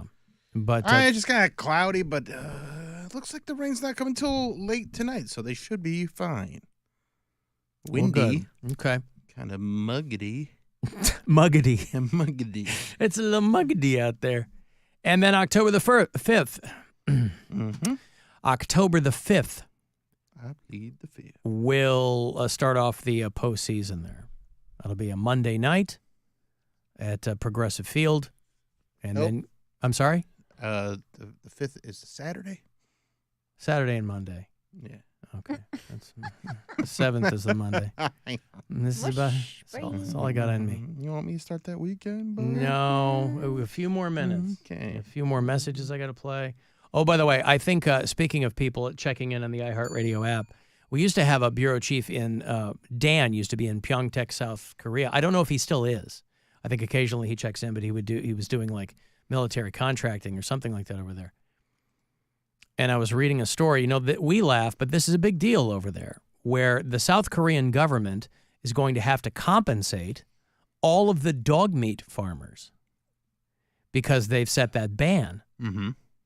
I think it's funny, and I don't know if it's just to let people get their affairs in order, but we do it over here too, where they go, we're finally banning this in 10 years. They're in 2029. Anyway, South Korea passed a dog meat ban, and it's going to take effect in 2027. So they can't slaughter or breed or sell dogs for human consumption. They get prison time if they do. And so the government is going to compensate these, what amounts to being a rancher over in South Korea. They're trying to incentivize them to stop down their business before the ban takes effect. So they're like, hey, we'll give you between $170 and $450 per dog. And the farmers want a lot more than that. They want $1,500 per dog. How many dogs do they have? They got a lot. A lot of dogs. Like 100 or like 1,000? Doesn't say. There are approximately 466,000 dogs in the country farmed for food. Oh, my God. South Korea remains the only nation with industrial-scale dog farms. So whereas we have like the Tyson chicken plants and stuff, over there it's dogs. What kind of dogs? Delicious, like tasty. Oh. No, are they like labs or are they like Chihuahua? Like what type of dog are they breeding? Probably all kinds. All kinds. This is so gross, dude. I'm like really uncomfortable. Well, to us. Yeah. To them, us eating chicken is probably gross. They're like, chicken? I have one of those running around my house. It's my pet. It's all strange. And so the farmers obviously are like, no, I want no $450. I want $1,500 a dog. Because they say it's going to destabilize their economy. I don't know how much of the South Korean economy is dependent on dog meat. But it's, in Asia, this is a centuries-old thing. So it would be like if there was something over here that we had done And our history doesn't even go back that far. Something we done from the birth of our nation. That this is probably what the abolition of slavery was probably like this. They weren't using those people for meat, but it was a big economic shift. And so the South Korean government's going to start dismantling farms. Take down all the statues. They're going to take down all the dog statues and all of the famous dog farmers.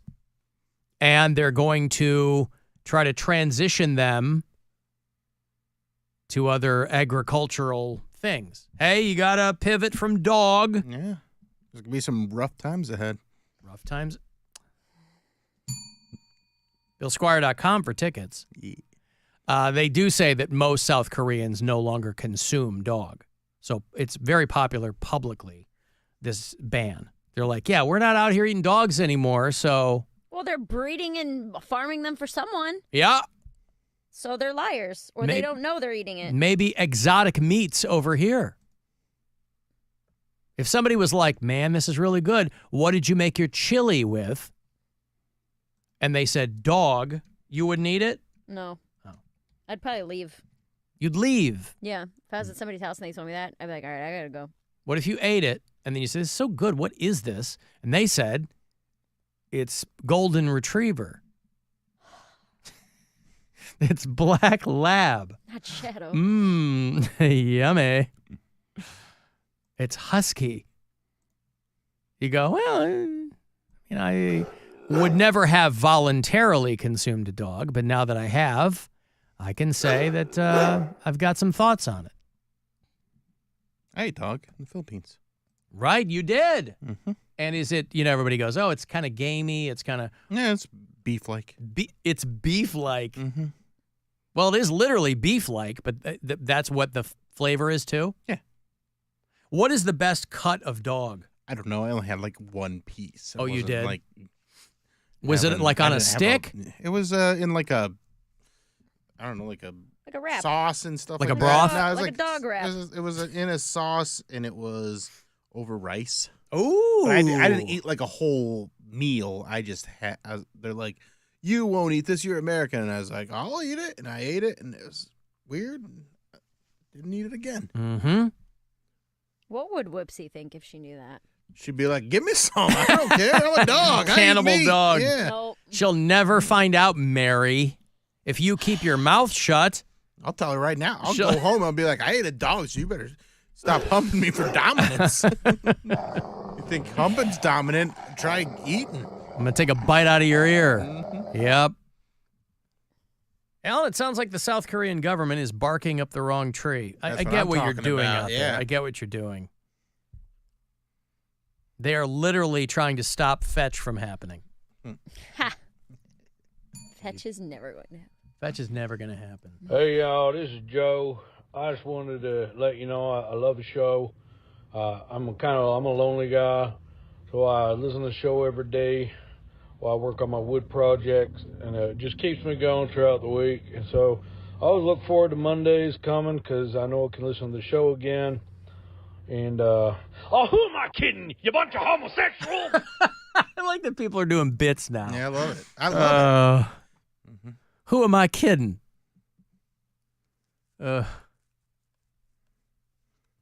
Thank you, sir. I knew that was a fake accent. I wanted to see where we were going to go with it. I liked it. It was fun. I liked it too. You got to give homosexuals. You bunch of. Again, I have to wonder why that is the thing that he's drilling down on. But bits can really go off in different directions.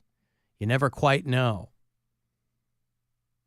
Oh, I was reading this morning. One of the people involved is a male escort or something. One of the guys involved with a Diddy freak-off tape has submitted it to prosecutors so that he himself will not be prosecuted. So people involved in prosecuting Sean Puff Daddy P. Diddy Dirty Money Combs now have a freak-off party tape in their possession. The man was a sex worker who had direct knowledge of one of the parties. So he signed an immunity agreement He said he was hired, his claim is that he was hired to participate in a threesome with Diddy and a woman.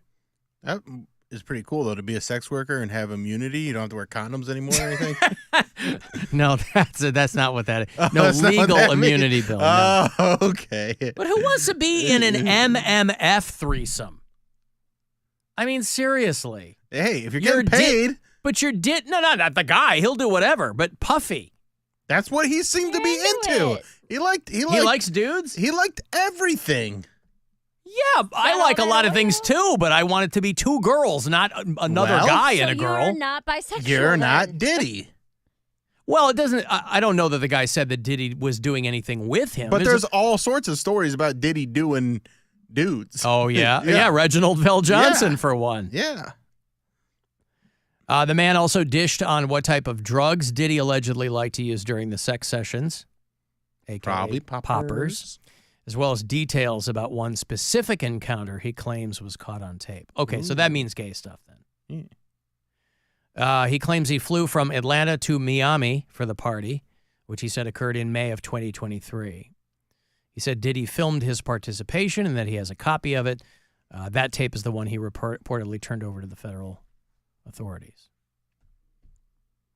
And of course, Diddy's, a lot of people are like, oh, this is going to be an open and shut case because there's like 14 women who've come forward, a couple of them saying he knocked them up, whatever. But his lawyer is basically going with, hey, these were all consensual. These are all grown adults doing what naked grown adults like to do. But Suge Knight is out there saying like, better lock this guy up. Of course, Suge Knight, he's got nothing to lose. Diddy's ex-bodyguard said he was doing to other people what was done to him. That's learned behavior. That Diddy was just theoretically watching you, Dad, defense. He was just continuing the cycle of violence, as it were. Suge Knight also said Diddy isn't the only one with videotapes of famous people doing disturbing and in some cases illegal things at Diddy's parties. Is nothing sacred? Can you not be a famous person anymore without people? If you were a famous person, I'm talking about, it'd be different if this was the mid-90s. They were talking about 2023, where everybody has had a camera in their phone for a long time now. Would you ever go to something like this? And I get that people are horny. No, because we weren't invited. No, but like if you were. Hey, Bill, here's an engraved invitation to one of Diddy's freak-offs. You going to go? Who wouldn't go? I'd go and see what's going on. Somebody's like an A-list. Somebody's got stuff to lose. Like, yeah, but this wasn't. I didn't know they were illegal stuff happening parties until now. 2023, I'd probably be like, oh my God, I get to go to a Diddy party? Yeah. This seems crazy. Well, there's a lot of people in those pictures, yeah. White parties and all that It's the kind of threesome I want, but you never know. FFM. That's the best kind. Well, the best kind is a foursome with an extra F. Or a fivesome. Whatever. Mary likes a one-on-one. She's over there on the laptop with Brian. You know how it With goes. nothing to do with any of this. You want to start the weekend, William?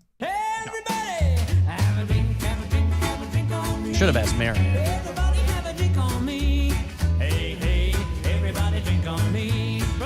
All right, the Bill Squire Friday Get Down is how we officially begin the weekend here in honor of the late, great Murray Saul here at WMMS. Take it away, William. It's Friday!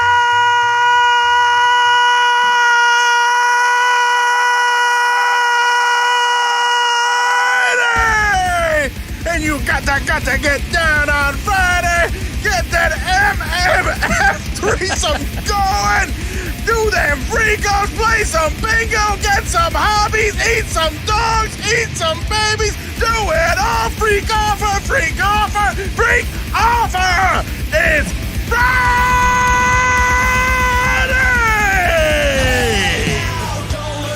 Wow. It's one for the books. Doing it all. Wow. All right. Well, your weekend going right there, boy.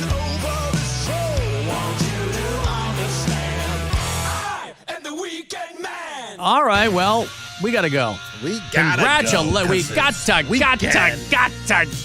go. All right. Thanks for hanging out, gang. Be back on Monday, Tuesday, Wednesday next week. We will be here. Live. What do you have coming up, William? You got to get to the funny stop. The 11th and 12th of October. BillSquire.com for tickets. Everything else I got going on at BillSquire.com. Mary Lynn? Also going to be at the Funny Stop October 18th and 19th. And then Mary Santora Comedy on TikTok, Instagram, and Facebook. Everybody.